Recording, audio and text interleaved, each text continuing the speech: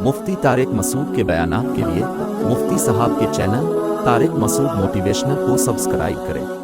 پھر اللہ تعالیٰ نے نوح علیہ السلام کا بھی واقعے کا کچھ حصہ ذکر کیا کہ پوری زمین کو اللہ نے پانی سے ہلاک کر دیا تھا، لیکن ہمارے باپ دادا جو آج ہم یہاں بیٹھے ہوئے ہیں وہ چونکہ ایمان لائے تھے، اللہ نے ان کو نوح علیہ السلام کی کشتی میں سوار کیا۔ تو ہم سب کے جتنے بھی اس وقت دنیا میں قومیں، چائنیز ہوں، جیپنیز ہوں، انڈین ہوں، پاکستانی ہوں، ایرانی ہوں، کوئی بھی دنیا میں جتنی بھی قومیں ہیں، یہ ان 3 بیٹوں کی اولاد ہے۔ نوح علیہ السلام کے جو 3 بیٹے کشتی میں سوار تھے، یہ وہ تاریخی واقعات ہیں جو قرآن بیان کرتا ہے، جو سائنس کا ٹاپک نہیں ہے۔ سائنس ان چیزوں سے غافل ہے۔ ہسٹری جاننا یہ سائنسدانوں کا کام نہیں ہے۔ ہسٹری کا تعلق ہے خبر سے۔ یہ بار بار میں چیز اس لیے ریپیٹ کرتا ہوں کہ سائنس مسلط ہو چکی آج نا دماغوں پہ۔ ہر جو چیز سائنس کا ٹاپک نہیں ہے وہ بھی سائنس سے لے رہے ہوتے ہیں کہ سائنسدان تو نہیں مانتے اس چیز کو۔ پاکستان بنا 1947 میں، تو یہ سائنس بتائے گی، ہم ہسٹری جو جانتے ہیں وہ بتائیں گے؟ یہ تو ہسٹری والے بتائیں گے نا، یہ کوئی لیبارٹری سے تھوڑی پتہ چلے گا۔ تو نوح علیہ السلام کی کشتی میں ان کے 3 بیٹے سوار تھے۔ اس پر یہ ہسٹری بتاتی ہے ہمیں۔ یہود بھی اس بات کا اعتراف کرتے ہیں جو تورات کو مانتے ہیں، عیسائی بھی اس بات کا اعتراف کرتے ہیں جو انجیل کو مانتے ہیں، اور قرآن میں بھی اس واقعے کا بہت کثرت سے بیان ہے۔ نبی صلی اللہ علیہ وسلم جب یہ واقعات بتاتے نا تو یہود و نصارہ یہ اعتراض کرتے کہ انہوں نے معاذ اللہ یہ ہماری کتابوں سے چوری کی ہے، معاذ اللہ، یہ تو ہمارے واقعات ہیں، یہ کیوں بتا رہے ہیں؟ یہ تو ہم جانتے ہیں ایسا ہوا ہے۔ کیونکہ یہ واقعات جو ہیں آسمانی کتابوں میں بھی تھے، اور یہ واقعات سینہ بسینہ مورخین نقل کرتے آ رہے تھے۔ کچھ ایسے واقعات ہوتے ہیں نا جن کا انکار کرنا ناممکن ہوتا ہے، کیونکہ اتنے لوگ ان کو کثرت سے بیان کر رہے ہوتے ہیں کہ اس کو جھوٹا کہنا ایک عقل مند آدمی کے لیے ممکن نہیں رہتا۔ اس کو کہتے ہیں خبر متواتر۔ اس پہ کئی دفعہ میں بیان کر چکا ہوں، متواتر خبر، کیونکہ یہ بہت ساری چیزوں میں خبر متواتر دلیل بنتی ہے، اس لیے اس کو بہت اچھی طرح سمجھنا ضروری ہے۔ دیکھو آج اگر کوئی سائنٹسٹ کہتا ہے کہ محمد صلی اللہ علیہ وسلم نام کی کوئی شخصیت معاذ اللہ دنیا میں آئی ہی نہیں، لہذا اسلام کی بیس ہی غلط ہے، یہ سب انہوں نے مولویوں نے ایک فرضی قصہ بنایا ہوا ہے کہ ایک عرب میں ایک پیغمبر پیدا ہوئے اور پھر ان کے والد کا نام یہ تھا اور دادا کا نام یہ تھا اور جنگیں ہوئیں اور یوں ہوا۔ تو یہ اصل میں ایسے ہی کسی نے بیٹھ کے نا قصہ فرض کر لیا ہے اور پھر ایسے ہی دنیا میں پھیلا دیا تاکہ مولویوں کی دکانیں چلتی رہیں۔ کوئی یہ دعویٰ کر سکتا ہے کہ نہیں کر سکتا؟ آپ کیسے ثابت کرو گے کہ نہیں جی یہ دعویٰ غلط ہے؟ کیسے ثابت کرو گے؟ کر سکتے ہو؟ جتنی آپ دلائل دو گے نا وہ کہے گا اس کی کیا دلیل ہے۔ آپ کہو گے بھائی سب نے لکھا ہے، سارے مورخین لکھ رہے ہیں، غیر مسلم بھی لکھتے ہیں، وہ کہہ رہے ہیں بھائی وہ تو اس لیے لکھتے ہیں، وہ تو تم سے متاثر ہو کے لکھ رہے ہیں بھائی۔ تو کوئی بھی، اور اس زمانے کی تو زبانیں بھی ابھی موجود نہیں ہیں، یعنی آپ اس زمانے میں تو عربی تھی نا جب تاریخیں لکھی گئی ہیں، صرف عربی موجود ہے، اس کے علاوہ تو کوئی بھی زبان موجود نہیں ہے۔ اب آپ انگریزوں سے کہیں کہ تم تو خود اعتراف کرتے ہو کہ وہ پیدا ہوئے ہیں، تمہاری کتابوں میں لکھا ہے، تو گورا کہے گا اس وقت تو انگلش تھی نہیں، تو ہمارے تاریخ دان کہاں سے لکھیں گے؟ لیکن ان سب باتوں کے باوجود گورا اس بات کا انکار کر نہیں سکتا کہ محمد صلی اللہ علیہ وسلم نامی شخصیت دنیا میں آئی نہیں ہے۔ وہ اسلام پہ اعتراضات کرتے ہیں، اس خبر کا دنیا میں کوئی نہیں انکار کرتا، حتیٰ کہ جو ایتھیسٹ ہیں، ملحد ہیں، خدا کو نہیں مانتے، وہ مانتے ہیں کہ محمد صلی اللہ علیہ وسلم نامی شخصیت دنیا میں آئے تھے، بت پرستی کے خلاف انہوں نے اعلان کیا، پھر مکہ سے انہوں نے مدینہ ہجرت کی، پھر ان کی جنگیں ہوئیں، یہ جنگ ہوئی، غزوہ احد، غزوہ خندق، یہ ساری چیزیں وہ بیان کرتے ہیں۔ وہ الگ بات ہے مانتے پھر بھی نہیں ہیں، لیکن وہ کہتے ہیں یہ سب ہوا ہے۔ وجہ کیا ہے کہ یہ ایسا دعویٰ ہے کہ کوئی بھی اس کو مانے گا نہیں۔ اگر وہ کہتے ہیں نا یہ شخصیت دنیا میں آئی نہیں، تو خود ان کے لوگ جھٹلائیں گے کہ یار چھوڑو تو کم چھوڑو۔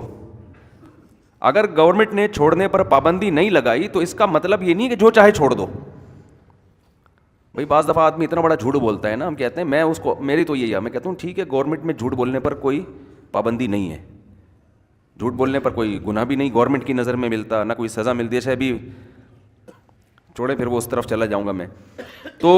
لیکن اس کا یہ مطلب تو نہیں ہے کہ گورنمنٹ نے اگر پابندی نہیں لگائی تو آپ بہت لمبی چھوڑ دو, بہت لمبی پھینک دو. تو اس کو کہتے ہیں خبر متواتر, یعنی جو سینہ بسینہ لوگ صدیوں سے نقل کرتے چلے آ رہے ہیں. اچھا اس سے اور آسان مثال دیتا ہوں میں, کیونکہ یاد رکھیں مذہب کی جو بنیاد ہے نا وہ خبر پہ ہوتی ہے. اگر آپ خبر متواتر نہیں سمجھتے تو ساری بنیادیں ہل جاتی ہیں, ہر چیز کی بنیادیں ہل جائیں گی. اور آسان, آج دن کیا ہے؟ اتوار ہے. اگر کوئی کہے کہ نہیں آج پیر ہے, آج کیا ہے؟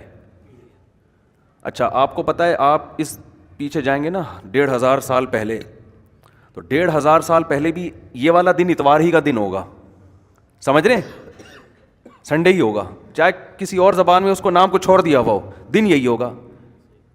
حالانکہ امکان ہے کہ یار ہو سکتا ہے درمیان میں دھاندلی ہوئی ہو, کسی قوم نے ہفتے کے ایک دفعہ 8 دن کر دیے ہوں یا 9 دن کر دیے ہوں, اور گھپلا کر کے اب جو اصل اتوار تھا وہ 2 دن پہلے گزرا ہے, یہ والا. تو دنیا میں کوئی اس کا دعویٰ کرے گا؟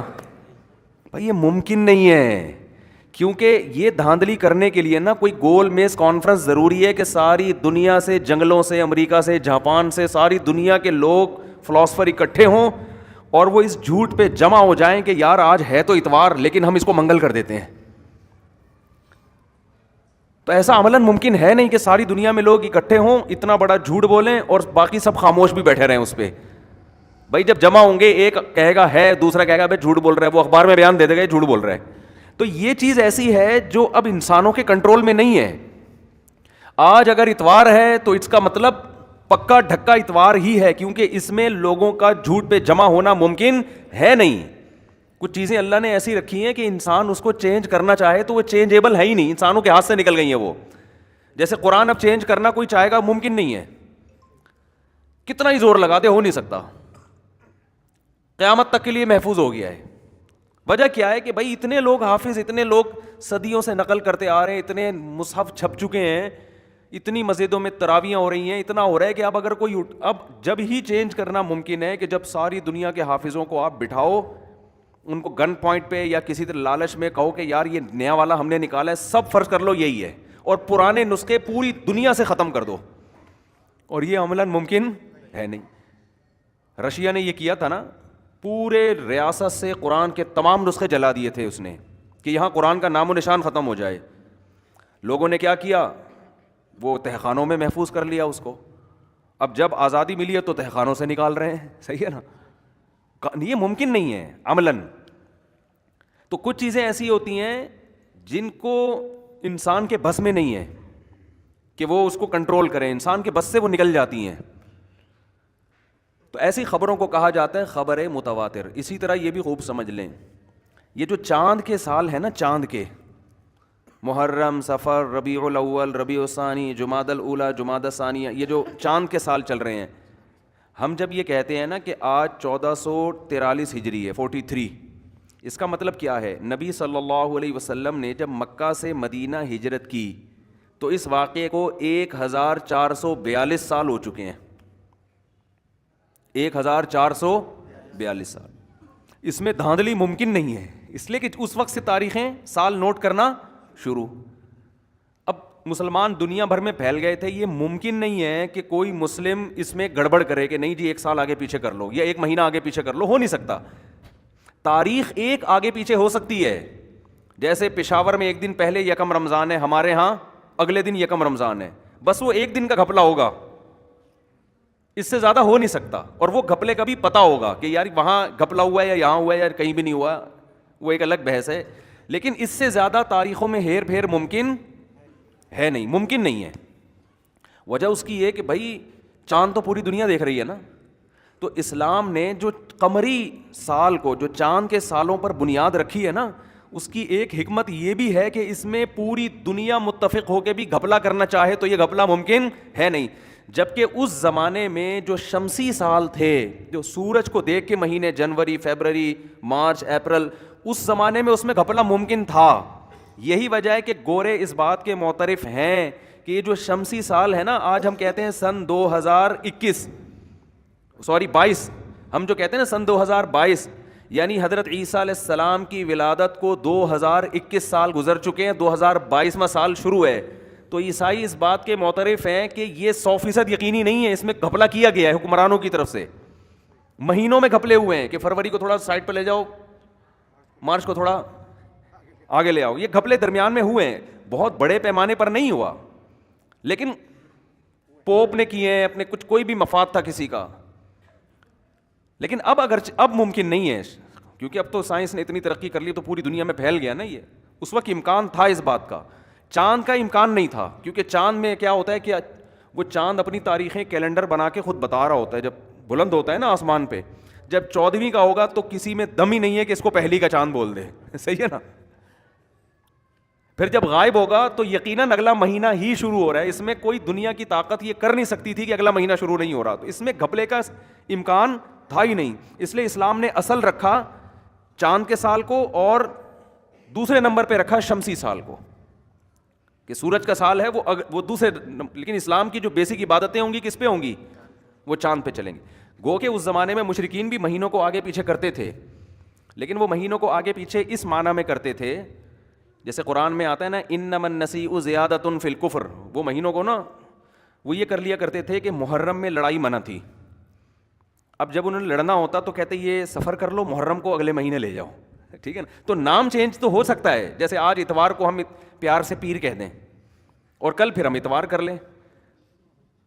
تو گھپلا اس معنی میں تو ہوگا کہ ایک مہینے کو نام آپ نے چینج کر دیا، لیکن وہ اگلے مہینے پھر ایڈجسٹ ہو جائے گا. جب نہیں لڑنا ہے تو وہی اصل محرم تو یہ تھا. تو یہ تو مشرکین کرتے تھے، لیکن یہ ممکن نہیں تھا کہ 12 مہینے کو 13 کر دیں، 13 کو 10 کر دیں، سال جلدی تبدیل کر لیں. یہ ممکن نہیں تھا ان کے لیے، کیونکہ یہ تو ساری دنیا دیکھ رہی ہے یہ گھپلا پکڑا جائے. چاند ایک کیلنڈر ہے، اور یہ ایسا کیلنڈر ہے، گھر کے کیلنڈر میں نا آپ کچھ بھی کر سکتے ہیں. موبائل کی اپلیکیشن میں آپ چینجنگ کر سکتے ہیں، اپلیکیشن بنانے والی کمپنی چینجنگ کر سکتی ہے، کچھ بھی. اب تو خیر اس لیے ممکن نہیں ہے کہ اب یہ خبریں متواتر بن گئی ہیں نا، پوری دنیا میں ایپس استعمال ہو رہی ہیں.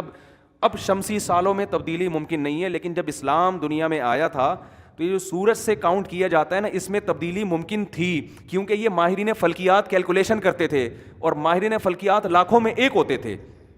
پوری دنیا ان پر اعتماد کرتی تھی. وہ اگر گڑبڑ ان کو پیسے کھلا کے کچھ بھی کروا لو، بادشاہ نے گن پوائنٹ پہ کروا لیا، یعنی ممکن تھا. تو اسلام نے کہا کہ بھائی سسٹم وہ ہونا چاہیے جس میں تبدیلی کسی قسم کی ممکن ہو ہی نہیں. وہ کیا ہے کہ ایک کیلنڈر وہ ہوتا ہے جو آپ کے گھر میں ہو، جنوری، فیبرری، مارچ، اپریل لکھا ہوا ہے، آپ نے اس میں نوٹ کیا بھائی جنوری کو یہ کرنا ہے، فروری میں یہ کرنا ہے، کیا کرنا ہے وہ آپ خود سوچ لیں، مارچ میں یہ کرنا ہے. ٹھیک ہے نا. اب خواتین بھاگ رہی ہیں بیان سے تو میں اب ضبط کر رہا ہوں اس میں. صحیح ہے نا. تو فیبرری میں یہ کرنا ہے وغیرہ وغیرہ نا. اچھا تو آپ نے کیا کیا، اب آپ کا ارادہ ہوا کہ یار فیبرری میں بیگم صاحبہ نے یہ تاریخ نوٹ کی ہوئی ہے، ان کو میں نے وعدے کیے ہوئے تھے کہ میں آپ کو تفریح پہ لے کے جاؤں گا. آپ گھر کے کیلنڈر میں چینجنگ کر سکتے ہو. حقیقت ہے. آپ کسی سے بولا یار کیلنڈر بنا دے، فروری کو مارچ کر دے یا جنوری کر دے تاکہ ایک مہینہ ڈیلے ہو جائے، لگا دو، نہیں پکڑا جائے گا آدمی. اگر آپ کی بیوی گھر سے باہر کبھی نکلتی ہی نہیں ہے، اس کو دنیا کا پتہ ہی نہیں ہے، کوئی دیہاتی ہے، وہ دیکھ کے دھوکے میں آئے گی نا اس کو، آپ کے ہاتھ میں. تو نبی صلی اللہ علیہ وسلم کے دور میں یہ ممکن تھا، لیکن چاند ایک ایسا کیلنڈر ہے جو آسمان پہ ہوتا ہے، کوئی چاند پہ جا کے بھی اس کی چینجنگ نہیں کر سکتا. چاند کے معاملے میں آپ بیگم کو یا کسی کو بھی دھوکہ دے ہی نہیں سکتے. بھائی یہ پہلی کا چاند ہے، یہ دوسری کا ہے، یہ تیسری کا ہے، یہ چوتھی کا ہے، یہ پانچویں کا ہے، اور جب چاند غائب ہوا تو یہ مہینہ ختم. جب نیا چاند ہوگا تو اگلا شروع ہے. اور یہ ایک آدمی نہیں دیکھ رہا، آپ نے چھپا کے اپنے کسی کمرے میں، بند کمرے میں کیلنڈر نہیں لگایا. یہ اللہ، یہ کیلنڈر وہ ہے جو آسمان پہ لٹک رہا ہے اور پوری دنیا دیکھ رہی ہے اس کو. اس میں چینجنگ ممکن نہیں تھی. لہذا جب ہم اگر کہتے ہیں آج 1444 ہجری ہے تو اس کا مطلب یقیناً 44 ہے، آج 43 ہے تو اس کا مطلب یقیناً 43 ہجری ہے. یہ ہو نہیں سکتا، اس میں چینجنگ ممکن کبھی دنیا میں ہوئی نہیں ہے. رمضان کا مطلب رمضان ہی ہے، وہی رمضان ہے جو نبی کے دور میں آیا تھا، کیونکہ کنٹینیو چل رہا ہے چل رہا ہے چل رہا ہے تو گھوم پھر کے وہی آ رہا ہے. وہ محرم کا مطلب وہی ہے. اس میں آگے پیچھے لے جانا ممکن نہیں تھا، ممکن تھا ہی نہیں ہے. شمسی سال میں یہ تبدیلی ممکن تھی. تو میں اتنی ساری باتوں سے جو آپ کو سمجھانا چاہ رہا ہوں نا، وہ یہ سمجھانا چاہ رہا ہوں کہ دیکھو دنیا جو ہے نا، دنیا یہ اگر آپ ماضی کی طرف جائیں، یہ بہت ٹیکنیکل پوائنٹ کی بات ہے، اللہ کرے کھوپڑی شریف میں بیٹھ جائے یہ. آج ایک صاحب مجھے کہنے لگے آپ کے بیان میں ٹیکنیکل چیزیں زیادہ آ رہی ہیں، قرآن و سنت کم آ رہا ہے. آج ہی کی بات ہے. میں نے کہا قرآن و سنت ہی ہے 100%، اسٹائل تھوڑا سا ٹیکنیکل ہے. سمجھ رہے 100% قرآن و سنت ہے، اسٹائل تھوڑا سا اسٹائلش ہے. اسٹائل اسٹائلش ہو اور انداز ٹیکنیکل ہو پھر بھی سمجھ میں نہ آئے تو فالٹ کس کا ہے؟ یہ کھوپڑی کا فالٹ. تو قرآن و سنت ہی ہے جس کو میں ذرا ٹیکنیکل اسٹائل سے سمجھا رہا ہوں. ایک یعنی اس خوب اچھی طرح یہ بات سمجھیں. دیکھیں ہم جتنا ماضی کی طرف جاتے ہیں نا، ہمیں یہ دنیا بکھری ہوئی نظر نہیں آتی، بلکہ ایک جتنا ماضی میں جائیں گے ایک مینجمنٹ نظر آئے گی ہمیں. یعنی کچھ چیزیں ایسی ہیں جو پوری دنیا میں مشترک ہیں آج بھی، حالانکہ دنیا اتنی پھیل گئی، زبانیں تبدیل ہو گئیں اور قومیں ادھر چلی گئیں، قوم یعنی اتنا کلچر میں اتنا فرق ہے، لیکن کچھ چیزیں کامن ہیں آج بھی تمام قوموں میں. اس کا مطلب ان کی بیس کیا تھی؟ میں اور آسان الفاظ میں سمجھاتا ہوں. دیکھو ایک آدمی کے 6 بچے ہیں، ایک امریکہ میں جا کے آباد ہو گیا، ایک جاپان میں جا کے آباد ہو گیا، ایک کینیڈا میں جا کے آباد ہو گیا، لیکن عید سب کی ایک ہی ہے. اس کا مطلب بھائی یہ کہیں پہلے اکٹھے رہا کرتے تھے. یہ سمجھتے ہو؟ کھانے میں قدر مشترکی ہے کہ نہاری سب شوق سے کھاتے ہیں. اب آپ گئے امریکہ والے بچے کو جا کے دیکھا جو 30 سال سے وہاں پر ہے، وہ بھی نہاری بڑے شوق سے نیمو نچوڑ کے کھاتا ہے. اسٹائل اس کا نہاری کا وہی ہے. آپ نے سفر کیا جہاز میں بہت لمبا، آپ چلے گئے جاپان میں نا، جاپان میں آپ دوسرے بیٹے کے گھر گئے، وہ بھی 25 سال سے وہاں رہ رہے، نہاری پیش کی وہ بھی بھر بھر کے کھا رہنے والے نا. پھر آپ آسٹریلیا چلے گئے، پھر آپ ساؤتھ افریقہ چلے گئے، تو آپ یہ کہو گے کہ یار یہ لگتا ہے ان سب کا باپ ایک ہی تھا. یا یہ باپ ایک نہ بھی ہو تو یہ بالآخر کہیں انڈین یا پاکستانی ہے کہ ان کا کوئی لنک دادا پردادا کا تھا. ورنہ جس کو نہاری کا پتہ ہی نہ ہو تو یہ کیا بات ہے، وہ چین میں بیٹھ کے بھی بالکل وہی ٹیسٹ ہے بھائی، جاپان والا بھی بالکل وہی ٹیسٹ. حقیقت کیا ہے کہ جیسے ہی فاصلے بڑھتے ہیں نا، کھانوں کے ذائقے بالکل چینج ہونا شروع ہو جاتے ہیں. بھائی اس کو کس نے بتایا کہ ایسے نہاری بنتی ہے؟ یہ اتفاق نہیں ہو سکتا. اس کا مطلب کیا ہے کہ یہ پیچھے جاتے جاتے نا کہیں ان کا لنک آپس میں مل رہا ہے. سمجھتے ہو کہ نہیں سمجھتے؟ تو کچھ چیزیں آج بھی پوری دنیا میں مشترک ہیں جس سے لگتا ہے کہ یار یہ پہلے کہیں جا کے سب کا لنک ایک جگہ جا کے جمع ہو رہا ہے. وہ کیا ہے؟ دن ساری دنیا میں ایک ہی ہیں، ہفتہ اتوار پیر منگل بدھ جمعرات جمعہ. ساری دنیا میں ہفتے کے کتنے دن ہیں؟ 7 دن ہیں. اور یہ اتنی پرانی تاریخ ہے کہ ہمیں قرآن و سنت میں بھی ہفتے کے کتنے 1400 سال پہلے تو 100% یقین تھا کہ جمعہ ہفتہ اتوار پیر منگل بدھ جمعرات یہی ہیں. جمعے کو فرائیڈے کہہ دیے انگریزوں نے، ہندوؤں نے کچھ اور کہہ دیا، ہندی میں یک شنبہ، دو شنبہ، سہ شنبہ، چار شنبہ اس طرح کر دیا، اور بھی پتہ نہیں کیا کیا ہے، لیکن ہیں یہ گھوم پھر کے. حالانکہ یہ ایسا بھی نہیں ہے کہ کہیں کوئی 7 کا عدد ایسی چیز ہو جو کہیں نمودار ہوا ہو آسمان میں، کوئی اناؤنسمنٹ ہوئی ہو کہ بھائی 7 دنوں.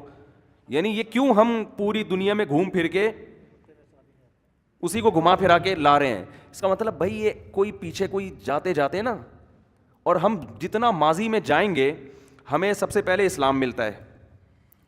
یعنی آپ پاس میں جانا شروع کریں کہ یار یہ دن کا سسٹم شروع کب سے ہوا ہے 7 دنوں کا، تو آپ قدیم میں جائیں گے تو اسلام میں ملے گا آپ کو. حدیث میں قرآن میں جمعہ ہفتہ اتوار پیر منگل بدھ یہ سارے دنوں کے نام ہیں نا. عربی میں ان کے نام کچھ اور ہیں، سب کہتے ہیں الاحد کہتے ہیں اتوار کو، الاثنین پیر کے دن کو کہتے ہیں ثلاثاء، منگل کے دن کو الاربعاء، بدھ کے دن کو خمیس، جمعرات کے دن کو جمعہ، جمعے کے دن کو.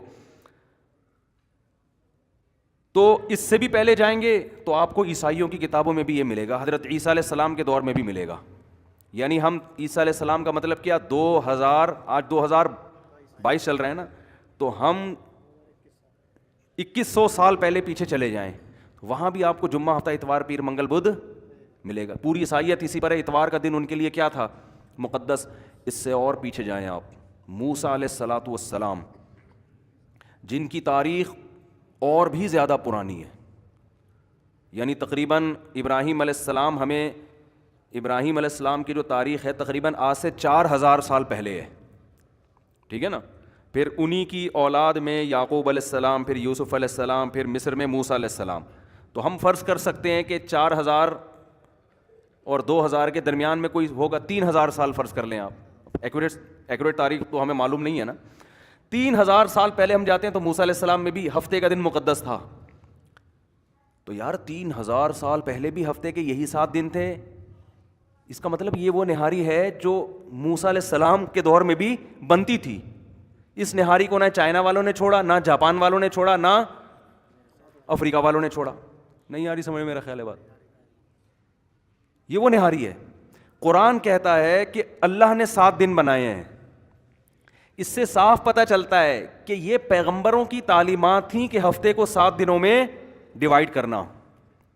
یعنی آسمانی مذاہب ان 7 دنوں کو فوکس کرتے رہے ہیں. ان کی بیس کہاں جا کے شروع ہوتی ہے؟ بولو نا بھائی, پیغمبروں سے. کیونکہ پیغمبروں نے یہ 7 دن لوگوں میں متعارف کروائے ہیں. پھر یہودیوں کو بتایا کہ ہفتے کا دن تمہارے لیے مقدس. پھر عیسیٰ علیہ السلام نے عیسائیوں کو بتایا تمہارے لیے مقدس کون سا ہے؟ اتوار کا دن. پھر اسلام نے بتایا کہ تمہارے لیے مقدس کون سا ہے؟ جمعہ کا دن. سمجھ میں آ رہی ہے بات کہ نہیں آ رہی ہے؟ اور دنیا میں حکومت چونکہ ماضی میں مذہبی لوگوں کی رہی ہے ہمیشہ. ماضی میں حکومتیں جو کی ہیں نا وہ مذہب نے کی ہیں. آج اس پہ ساری دنیا متفق ہے کہ آج سے 150-200 سال پہلے سپر پاور اسلام تھا, مسلمان تھے نا, خلافت عثمانیہ. میں ابھی کل ایک کتاب دیکھی جامعۃ الرشید میں, مجلۃ الاحکام. آپ حیران ہو گے یار تاریخ کیسی مسخ ہوتی ہے, کیسا مسلمانوں کا ماضی پلٹا ہے. مجلۃ الاحکام ہمارے مدارس میں پڑھی جاتی ہے, پڑھائی جاتی ہے.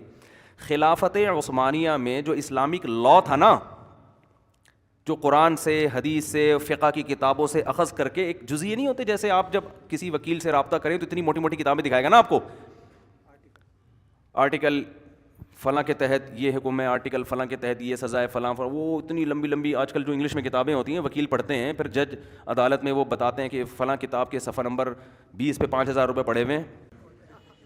جج وہ کتاب کھول کے دیکھتا ہے, کہتا ہے ایسے 3 ثبوت اور چاہیے مجھے. وہ کنورٹ کر دیا ہم لوگوں نے اس کو آسانی کے لیے کہ اب جج صاحب کیا میں آرٹیکل صفحہ نمبر 20 پہ آرٹیکل نمبر 356 پڑھو گے سمجھ میں نہیں آئے گا, سیدھا صفحہ نمبر 20 پہ میں نے آپ کے لیے کیا رکھ دیے, 5-5 ہزار کے 2 نوٹ رکھ دیے. سمجھ رہے ہیں نا. تو جج بھی وہ دیکھ رہا ہوتا ہے, کہہ رہا ٹھیک ہے یار چلو صحیح ہے. تو اسلامی عدالتوں میں نا وہ فقہ پڑھایا جاتا تھا. جیسے فتاوی عالمگیریہ, یہ وہ فقہ کی کتاب ہے جو 500 علماء نے عالمگیر بادشاہ رحمۃ اللہ علیہ کے حکم پہ ہندوستان کا لا مرتب کیا تھا, جس کو آج ہمارے لبرل لوگ اور جو لوگ فرقواریت پھیلاتے ہیں وہ کہتے ہیں سرکاری آرڈر پہ تیار کی گئی سرکاری مولویوں کا ایک. اصل میں چونکہ ان کو تو اسلام سے کوئی غرض ہی نہیں ہے نا بیچاروں کو, 1000 سال مسلمانوں نے جس لا کو فالو کیا یہ اس کی ایسے دھجیاں اڑاتے ہیں کہ وہ اسلامی لا تھا ہی نہیں. اب یہ بتائیں گے ہمیں اسلامک لا تھا کیا, سمجھ رہے ہیں نا, یہ بتائیں گے آج کے ٹچے. تو اس کو ایسے کہتے ہیں سرکاری مولویوں کا لکھا ہوا. گورنمنٹ کی سطح پہ اگر ایک کام ہوا ہے, حکومت نے لگایا علماء کے ذمے کہ آپ جزیات لکھیں چھوٹی چھوٹی اور اس کو ہم لا کا حصہ بنائیں گے, تو یہ حکومت کا بہت اچھا اقدام تھا. آج حکومت یہ نہیں کرتی.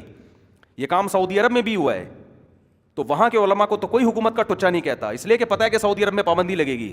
سعودی عرب کا یہ بہت اچھا اقدام تھا کہ اس نے علماء کے ذمہ لگایا کہ بھائی آپ جو قانون پہلے سے مرتب ہے وہ تو ہے, لیکن جدید مسائل میں علماء رائے قائم کر کے قانون کو مرتب کریں, تو بہت اچھا کام ہے.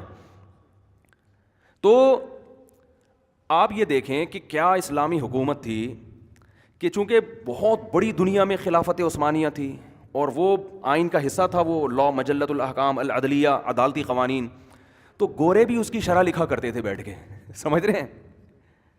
تو بہت سی شروحات اس کی گوروں نے لکھی, انگریزوں نے لکھی ہے. وہ عربی سیکھتے تھے کیونکہ دنیا کی ضرورت تھی وہ. تو حیرانی کی بات یہ کہ ایک گورا اس میں لکھ رہا تھا ایک شرح میں کہ یہ جو علماء یہ لفظ استعمال کرتے ہیں نا کہ یہ اقوال ہیں, ابو حنیفہ کا یہ قول ہے, امام ابو یوسف کا یہ قول ہے, فتویٰ اس قول پر ہے. یہ تو خالص علماء کی اصطلاح ہے نا, مفتہ بھی قول یہ ہے. تو گورا لکھ رہا ہے کہ اس میں مفتہ بھی قول یہ ہے, حالانکہ وہ اسلام کو نہیں مانتا. یعنی کیا اسلام کی ایک وہ گورے کیسے ہمارے ماتحت ہو کے رہا کرتے تھے کہ ہمارے قانون کی شروحات لکھا کرتے تھے. حدیث پہ ایک انگریز نے کام کیا ہے. یہ تو اب تو انٹرنیٹ پہ حدیث کا ریسرچ کرنا بہت آسان ہو گیا نا, گوگل پہ آپ حدیث کے 2-3 الفاظ لکھو پوری حدیثیں آ جاتی ہیں. جب تک یہ نہیں تھا گوروں نے حدیث کی شروحات لکھی ہیں, حدیث کی تحقیق کے لیے نا المعجم جسے کہتے ہیں. ہمارے یہاں جامعۃ الرشید میں دارالفتاء والارشاد میں گورے کی کتاب تھی, اس میں یہ تھا کہ آپ حدیث کا کوئی بھی لفظ ڈالو تو پھر آپ پوری حدیث آپ کیسے, ایک لفظ آپ کو معلوم ہے نا تو اس آپ کے لیے کیسے, وہ پوری عربی میں وہ لکھی کس نے ہے. کہتے ہیں نا ضرورت ایجاد کی ماں ہے, جس چیز کی ضرورت ہوتی ہے نا سارے اسی فیلڈ میں آگے جانے کی کوشش کرتے ہیں. تو گوروں کو پتا تھا یار جیسے چائنا کی ٹوپی ہے کہ نہیں ہے, نماز ہم پڑھ رہے ہیں ٹوپی ہم پہن رہے, بنا کون رہا ہے, چائنا بنا. اس کو پتا ہے یار میں مذہب کو مانوں نہ مانوں ٹوپیاں مارکیٹ میں بکیں گی بہت.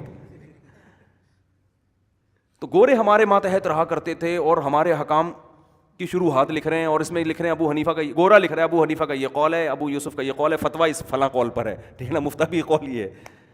لیکن وہ ساری چودراہٹ مسلمانوں کی خلافت عثمانیہ کے جاتے ہی ارطغرل ڈرامے تک محدود رہ گئی ہے.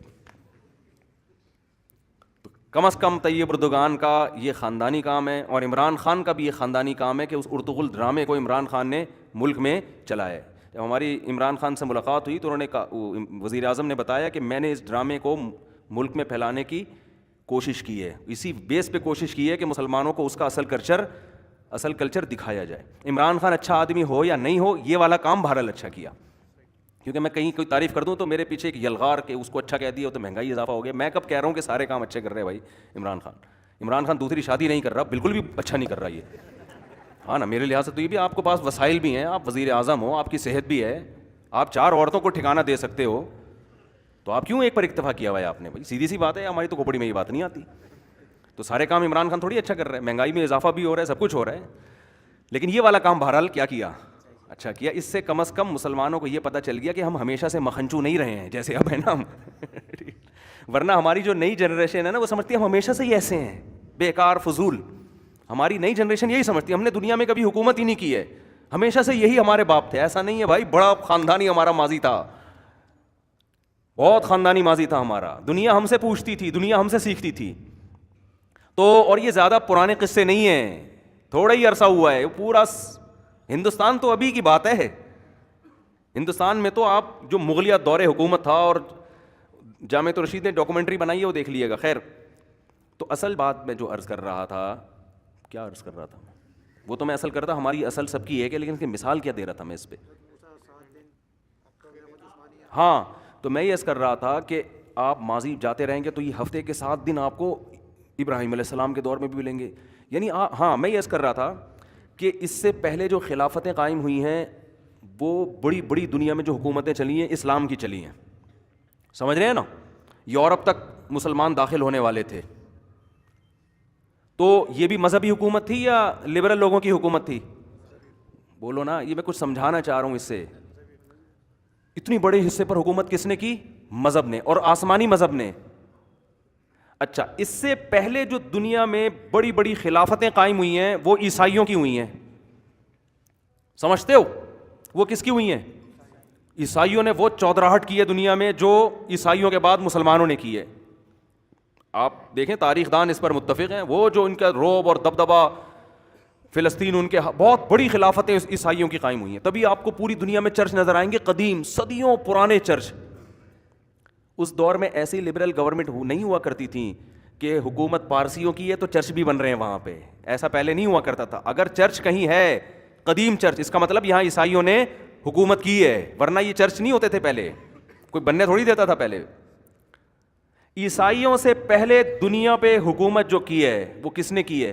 یہودیوں نے. اس پر بھی سارے تاریخ دان متفق ہیں.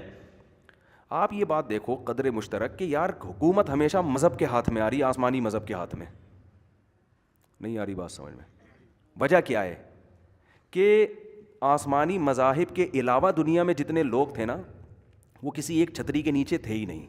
ان کے پاس سرے سے کوئی لا تھا ہی نہیں, کوئی قانون تھا ہی نہیں, اور کوئی ایسی طاقت بھی نہیں تھی جو ان کو جمع کر دے کسی ایک لا پہ, کیونکہ ممکن نہیں تھا.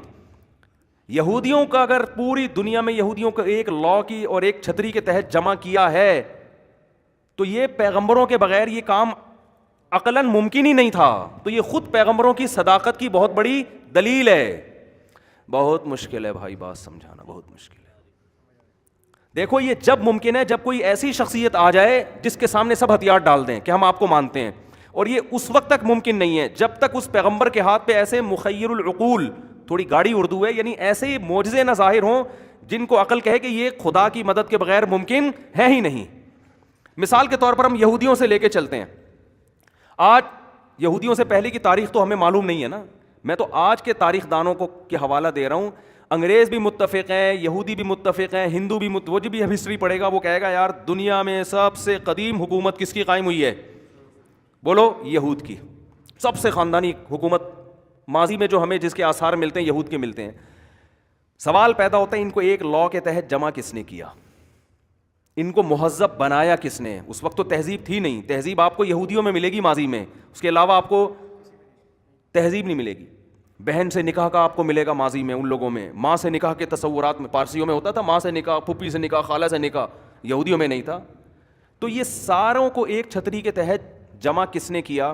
ظاہر ہے اس کے لیے کوئی ایسی شخصیت ہونی چاہیے جس کے ہاتھ پہ ایسی چیزیں صادر ہوں کہ لوگ کہیں کہ یار یہ خدا کی مدد کے بغیر ممکن نہیں ہے. ورنہ کیوں لوگ مانیں گے کسی ایک کو؟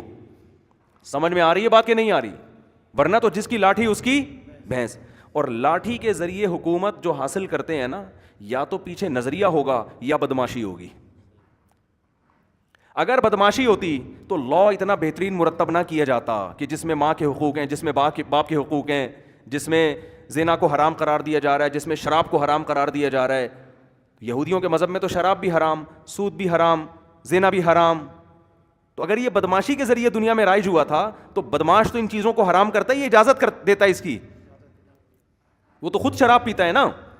اس سے صاف پتہ چلتا ہے کہ اس تحریک کے پیچھے جو دعوت تھی وہ بہت ہی پاکیزہ دعوت تھی, اور اس دعوت کو دنیا میں غالب اللہ نے کیا ہے, وہ بدماشی کے زور پہ غالب نہیں ہوئی ہے. اور اس شخصیت کے گرد جمع ہونے کے لیے ایسے معجزے جو موسیٰ علیہ السلام کا قرآن کہتا ہے, تورات بھی کہتی ہے اور بائبل بھی کہتی ہے کہ لاٹھی کو سانپ بنا رہے ہیں, اور عیسیٰ علیہ السلام مردے کو زندہ کر رہے ہیں, بغیر باپ کے پیدا ہو کے ماں کی گود میں گواہی دے رہے ہیں. یہ وہ معجزے تھے جنہوں نے دنیا کو ایک چھتری کے تحت جمع کیا. نہیں آ رہی بات سمجھ؟ اس کی میں ایک آج سادہ مثال دے کے آگے چلتا ہوں. آج اگر کوئی شخص دنیا میں آ جائے اور کہے کہ میں جو دعوت لے کر آیا ہوں بالکل ٹھیک ہے, لوگ کہیں گے بھائی تیرے پاس کیا, وہ معجزے دکھانا شروع کر دے تو ہمیں لگے گا کہ یہ جادوگر ہے. ایسے ہی لگے گا نا, ہمیں کیا لگے گا جادوگر. لیکن دلائل سے ثابت ہو جائے کہ جادوگر بھی نہیں ہے, بالکل دو اور دو, جادوگر خود گواہی دیں یار یہ جادوگر نہیں ہے. اور وہ جادوگر بھی کسی ایک کنٹری کے نہیں ہوں, کوئی ادھر کا ہے, کوئی ادھر کا ہے, کوئی ادھر کا ہے, ادھر کا ہے. تو آپ بتاؤ ساری دنیا سمٹ کے اس کے گرد اکٹھا ہونا شروع ہوگی کہ نہیں ہوگی؟ ہوگی نا. اب تو ہم اس لیے نہیں اکٹھے ہوں گے کہ نبی صلی اللہ علیہ وسلم کے معجزے دیکھنے کے بعد آپ نے بتا دیا کہ میں آخری نبی ہوں. اب تو ہم اس لیے نہیں جائیں گے کہ وہ نبوت کا دروازہ بند ہو گیا. لیکن جب دروازہ کھلا ہوا ہو, یہی وجہ ہے کہ اب کسی کے ہاتھ پہ معجزے ظاہر ہوتے بھی نہیں ہیں. صحیح ہے نا, پہلے ہوا کرتے تھے, اب اللہ نے یہ دروازہ ہی بند کر دیا, تو معجزوں کا دروازہ ہی اللہ نے کیا کر دیا, بند کر. اب کرامتیں ہوتی ہیں مگر وہ ایسے لوگوں کے ہاتھ پہ جو اپنے آپ کو نبوت کا دعویٰ کرتے ہی نہیں ہیں. کوئی ایسا صاحب کرامت آیا نہیں ہے جو حقیقت میں کرامت ظاہر ہو رہی ہو اپنے آپ کو نبی بھی کہتا ہو. جو بھی نبی کہہ کے کرامت ظاہر کرے گا تو وہ شعبدہ ہوگا, پکڑا جاتا ہے. وہ بہت سے پکڑیں گے, اور روحانی عامل تو ویسے ہی آپ کو پتہ ہے وہ پکڑے ہی جاتے ہیں, تو وہ شعبدے دکھا رہے ہوتے ہیں وہ. تو یہ تمام باتیں اس کی علامتیں ہیں کہ آپ, یعنی یہ بات تواتر سے ثابت ہے کہ لوگوں کی اصل جا کے ملتی ہے پیغمبروں کی طرف. تو قرآن کا جو یہ دعویٰ ہے نا کہ ہر قوم میں پیغمبر بھیجے ہیں میں نے, یہ آج لوگوں کی زندگی آپ اسٹڈی کر کے دیکھیں تو پتہ چلے گا کہ قرآن اس دعوے میں سچا ہے. یعنی تاریخ بھی یہ کہتی ہے کہ ان سب کا لنک جا کے کس سے ملتا ہے؟ مذہب سے ملتا ہے. حکومتیں بھی مذہب کی ہو رہی ہیں, اور پوری دنیا میں مذہب حکومت کر نہیں سکتا جب تک کہ پیچھے مذہب کی موٹیویشن نہ ہو. مذہبی لوگ کمزور ہو کے طاقتور پہ غالب آتے ہیں. جو مذہب سے دور لوگ ہیں نا وہ کبھی کمزور ہو کے طاقتور پہ غالب آ نہیں سکتے, کیونکہ ان کو پتا ہے کہ ہم اگر قربانی دے کے غالب آئیں گے تو ہماری تو جان جائے گی نا. تو وہ تو دنیا کے لیے کام کر رہے ہوتے ہیں, تو وہ لڑیں گے کیوں؟ مجھے ایک بات بتاؤ, امریکہ افغانستان میں آیا, اگر آپ اس جنگ کو الٹا کر لو, امریکہ والے طالبان جیسے پاورفل ہوتے, امریکہ والے کتنے پاورفل ہوتے؟ طالبان جیسے. اور طالبان والے امریکہ جیسے کمزور ہوتے. سمجھ رہے ہو بات کو؟ افغانستان میں جو لوگ رہتے ہیں وہ کمزور ہوتے کتنے, وہ پاورفل ہوتے کتنے؟ امریکہ جیسے. ان کے پاس ٹیکنالوجی ایسی ہوتی, یہ ہوتا وہ ہوتا. اور ادھر امریکہ ہوتا امریکہ ہی وہ, لیکن وہ کمزور کتنا ہوتا جتنے طالبان کمزور تھے یا افغانی کمزور تھے. تو کیا وہ ہمت کرتا افغانستان پہ حملہ کرنے کی اور جنگ لڑنے کی؟ بولو نا, کبھی بھی نہ. اس کو پتا ہے یار یہ پاسبل ہی نہیں ہے. اب آپ کو نہیں بھائی تمہاری فوجیوں میں جذبہ اتنا کوٹ کے بھر دو نا تم, کہ جو افغانیوں میں جذبہ ہے وہ ان امریکی فوجیوں میں کوٹ کے بھر دو, اور شہادت کے جذبے سے پٹ پٹائیں جا کے وہاں پہ. کہے گا بھائی کیوں لڑیں گے, میں اپنی فوج کو ختم کیوں کرواؤں, میرے پاس بچے گا کیا. ظاہر ہے اس نے جو حملہ کیا نا وہ اس بیس پہ کہ اس کے پاس اتنی پاور ہے, اتنے وسائل ہیں, اس کو یہ یقین تھا کہ میں افغانستان پہ چند سالوں میں مکمل کنٹرول حاصل کر سکتا ہوں. لیکن سامنے جو لڑنے والے لوگ تھے, ابھی میں اس بحث میں نہیں جا رہا کہ وہ لڑنے والے صحیح تھے یا غلط تھے, کیونکہ امریکہ بھی میرا بیان سنتا ہے, تو میں فی الحال یہ رسک نہیں لینا چاہتا کہ میں ان کو صحیح کہوں یا غلط کہوں.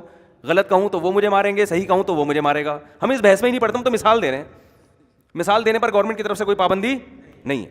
ہم کہہ رہے ہیں وہ دہشت گرد تھے, جو بھی تھے یار, فرض کر لو, لیکن تھے کمزور, یہ تو امریکہ بھی مانتا ہے. لیکن سوال پیدا ہوتا ہے وہ دبے کیوں نہیں, ختم کیوں نہیں ہوئے. سوال پیدا ہوتا ہے کہ یار اتنی بڑی پاور 20 سال میں اس تحریک کو جڑ سے ختم کیوں نہیں کر سکی. اس کا جواب امریکہ بھی یہی دے گا کہ یار وہ لڑ رہے ہیں خدا, ان کا یہ ان کے جذبہ ہے کہ یار یہ ہم مرنے کے بعد جنت میں جاتے ہیں. یہ ان کا کسی نے ان کو غلط فہمی, امریکہ کے بقول کسی نے غلط سافٹ ویئر ان میں کیا کر دیے ہیں, انسٹال کر دیے ہیں. ان کو یہ الو بنا دیا معاذ اللہ کہ یار یہ جنت میں جائیں گے. تو یار آپ اپنی قوم کو بنا دو الو, کتنا ٹائم لگتا ہے. نہیں آئی بات سمجھ میں؟ تو یار آپ اپنی قوم کو بنا دو نا. آپ بولو یار تم جنت میں جاؤ گے شہید ہونے کے بعد, تو وہ بھی جنت کی حور میں, انہوں نے حوروں کے قصے سنے ہوئے ہیں افغانیوں نے کہ حور ملتی ہے, یہ ہوتا ہے وہ ہوتا ہے. آپ اس کو کہانیاں کہتے ہو, قصے کہتے ہو, یار انہوں نے اپنے مولویوں نے نا, ان کے مولویوں نے ان کو قصے سنا کے الو بنایا ہوا ہے. لیکن سوال پیدا ہوتا ہے جن مولویوں نے الو بنایا ہوا ہے وہ مولوی سب سے زیادہ شہید ہوئے ہیں اس میں, تو کوئی اپنے آپ کو بھی الو بنا سکتا ہے؟ نہیں یار یہ سمجھ میں یار یہ بہت مشکل کیس ہے. اس کو لوگ کہتے ہیں یار قرآن حدیث کی باتیں کرتے نہیں, پتہ نہیں کیا الو بنا رہے ہیں بیٹھ کے. بھائی میں قرآن حدیثی کو کھوپڑی میں داخل کرنے کی کوشش کر رہا ہوں, آپ ہم تو اپنے حساب سے داخل کریں گے نا. تو اب میں اپنی بات کو دوبارہ دہراتا ہوں کہ بھائی وہ اتنے کمزور تھے, پھر بھی یہ افغان قوم اپنے ملک کی اصلاح چاہتی نہیں ہے نا. وہ پہلے ہی صدر صاحب کابل چھوڑ کے بھاگ گئے, ان کو اب ساری بلی اس پر ڈال دی. وہ اس لیے بھاگا, غلط کیا, نہیں بھاگنا چاہیے تھا, لیکن وہ اس لیے بھاگا, وہ کہہ رہے یار جب تم بھاگ گئے تو ہمیں کدھر چھوڑ کے جا رہے ہو, تم کیوں جا رہے ہو, تم کیوں ایگریمنٹ کر کے, تم ٹھیک ہے بھاگے نہیں, ایگریمنٹ کر کے نکل رہے ہو, تو یار جب تم چلے گئے تو ہمیں کہاں چھوڑیں گے یہ. تو اصل بات یہ ہے کہ وہ یہ کہتے ہیں کہ ان کے مولویوں نے ان کو الو بنایا ہوا ہے, ان کے مذہبی لوگوں نے, افغانیوں کے جو علماء ہیں انہوں نے الو بنایا ہوا ہے کہ یہ حوریں ملتی ہیں شہادت کے بعد, خوشبو کے واقعات سنا دیے کہ یہ خوشبو آتی ہے اور یہ ہوتا ہے اور تمہیں یہ ملے گی جنت میں. تو بھائی آپ کے پاس موٹیویشنل اسپیکر جو ہیں وہ افغانیوں سے کروڑہ گنا زیادہ اچھے ہیں. سمجھ میں آ رہی ہے بات کہ نہیں آ رہی ہے؟ آپ کے پاس جو موٹیویشنل اسپیکر ہے نا, جو بولنا آتا ہے, جو اسٹائل آپ کو دیا ہے, وہ افغانیوں کے پاس نہیں ہے. وہ کیسے جنت کی ترغیب دے رہے ہوں گے, وہ کیا بتا رہے ہوں گے؟ تو وہ آپ کے پاس زیادہ ہیں. آپ ان کو شہادت کے جذبے سے سرشار کر دیں, اور آپ اپنے فوجیوں کو دنیا میں جو حوریں دے رہے ہیں, دنیا میں جو نظر آ رہی ہیں, یہ تو اپنی سچی مچی کی حوریں چھوڑ کر میدان جنگ میں لڑ رہے ہوتے ہیں جا کے, اور ان کو نظر آ رہا ہے میرا بھائی اپنی اتنی خوبصورت بیوی کو چھوڑ کے شادی کی پہلی رات میں جنگ لڑنے گیا اور شہید ہو گیا, ایک حور سے محروم ہو گیا. اس کو تو نظر جو آ رہا ہے حوروں سے محروم ہوتے ہوئے لوگ نظر آ رہے ہیں, پھر بھی وہ جا کے لڑ رہا ہے. اور آپ لڑکیاں امریکہ سے بھیج رہے ہیں, ان کے گرل فرینڈز بھیج رہے ہیں, اور ان کے لیے ساری عیاشی کے اور آپ نے کہا ہے کہ پیسہ ان کو دے رہے ہیں, پروٹوکول ان کے دے رہے ہیں. جو جنت ان کو نظر آ رہی ہے وہ اس نظر آنے والی جنت ان کو اتنی موٹیویشن نہیں کر رہی کہ جا کے یار ایک کمزور قوم پہ کنٹرول کر لو. اور جو کمزور ترین قوم ہے وہ غیبی جنت پہ جو نظر نہیں آ رہی اور دیکھ رہے مر کے مٹی ہو کے ختم ہو رہے ہیں, وہ ایسی موٹیویشن مولوی الو بنا رہے ہیں, ان کو حور ملے گی اور جا کے پھٹ رہے ہیں جا کے. وہ کھوپڑی میں آتی ہے یہ بات, میری بھی کھوپڑی میں نہیں ہو سکتا ہے آتی ہو, ان کی کھوپڑی میں. تو جانو تھوڑا امریکہ بھی خوش رہے نا, زیادہ پنگا نہیں لینا ہم نے نا. ٹھیک ہے نا, تھوڑا سا کیا خیال ہے بھائی؟ ہم اس بحث میں ہی نہیں پڑھ رہے کہ وہ صحیح تھے یا غلط تھے, اس بحث میں ہم پڑھ ہی نہیں رہے ہیں. کوئی گورا بھی میرا بیان سن رہا ہے تو اگر سنے تو میں اس کو بھی کہہ رہا ہوں کہ میں اس بحث میں نہیں پڑھ رہا کہ اس جنگ میں صحیح کون تھا غلط کون تھا, لیکن میں یہ کہہ رہا ہوں کہ ان کو جو موٹیویشن مل رہی ہے وہ ایسی چیزوں کی مل رہی ہے جو ان کو نظر نہیں آ رہی. سب سے زیادہ شہادت کا شوق بھرنے والی چیز مجاہد میں پتہ ہے کیا؟ حور ہے. اگر آپ مجاہد کو ہی بتاؤ نا حور نہیں ملے گی, کہ میں یہیں ٹھیک ہوں, اس کو نہ شہد چاہیے جنت کی، نہ نہریں چاہیے، نہ اس کو ساری دنیا بتا دو. وہ کہہ رہے نہیں بھائی اگر حور ملے گی یقین ہے لکھ کے دیتے ہو تو جاؤں گا ورنہ نہیں. پہلے خود کش حملے ہوتے تھے نا ادھر، بڑی دہشت گردی ہو رہی تھی، بعض نوجوانوں کو برین واش کر کے بعض لوگوں نے غلط استعمال کیا. اور وہ تو ایسے ہی ایک نوجوان کو بولا کہ تجھے حور ملے گی، تو فلاں مسجد میں یا امام بارگاہ میں بم رکھ کے آ جائے. ہو رہے تھے دھماکے آپ کو پتہ ہے. تو حور کے نام پہ وہ نکل لیے. اب وہ بم پھٹا نہیں ہے یا کیا ہوا، یہ مرے نہیں، بے ہوش ہو گئے. اب یہ جب بے ہوش ہوئے ہیں نا تو یہ سمجھ رہے کہ میرا انا للہ ہو گیا ہے اور میں جنت میں.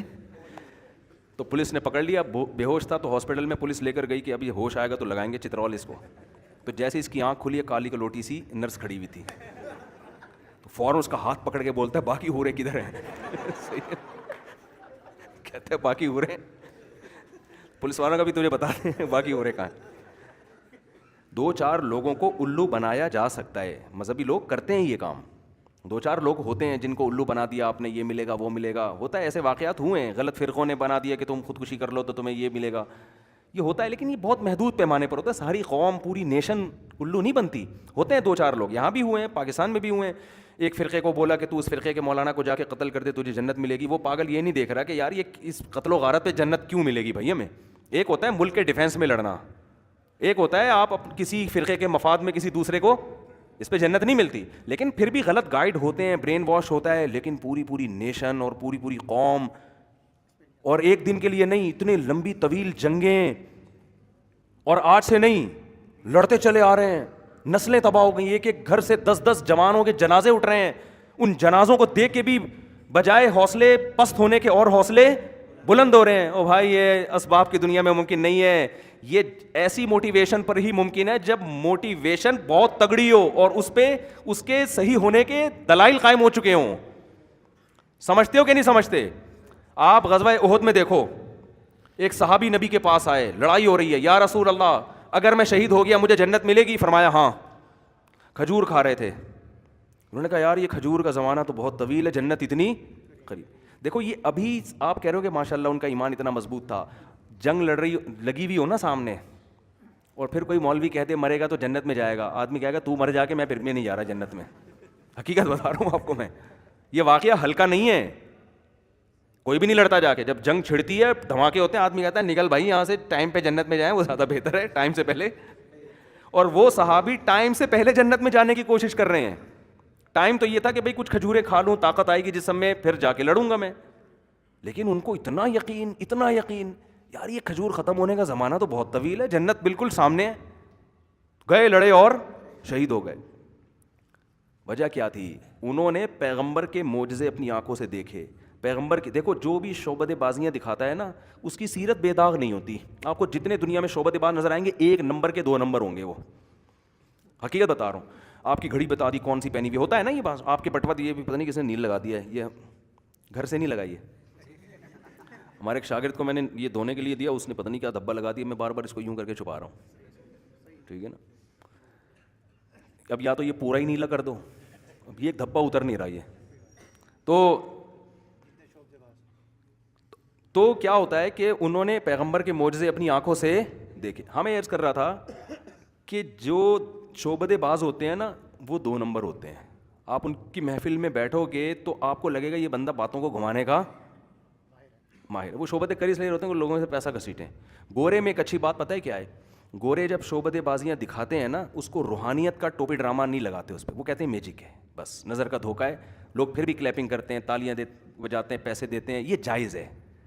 جیسے میجک شو ہوتے ہیں نا گوروں کے یوٹیوب پہ، بہت پڑے ہوئے ہیں، وہ بہت عجیب کرتب دکھاتے ہیں. تو وہ کبھی نہیں کہتے ہمیں خدا سے ہمارا لنک ہے اور ہم جنات بھگاتے ہیں، ہم چڑیلیں بھگاتے ہیں اور ہم بہت نیک ہیں، لوگ پھوکے لگوا رہے ہیں. گورا صاف بات کرتا ہے بھائی یہ نظر کا دھوکہ ہے، یہ ہمارے ہاتھوں کا کمال ہے. لیکن لوگ اس پہ حیران ہوتے ہیں یار ہے بڑی ہاتھ کی صفائی.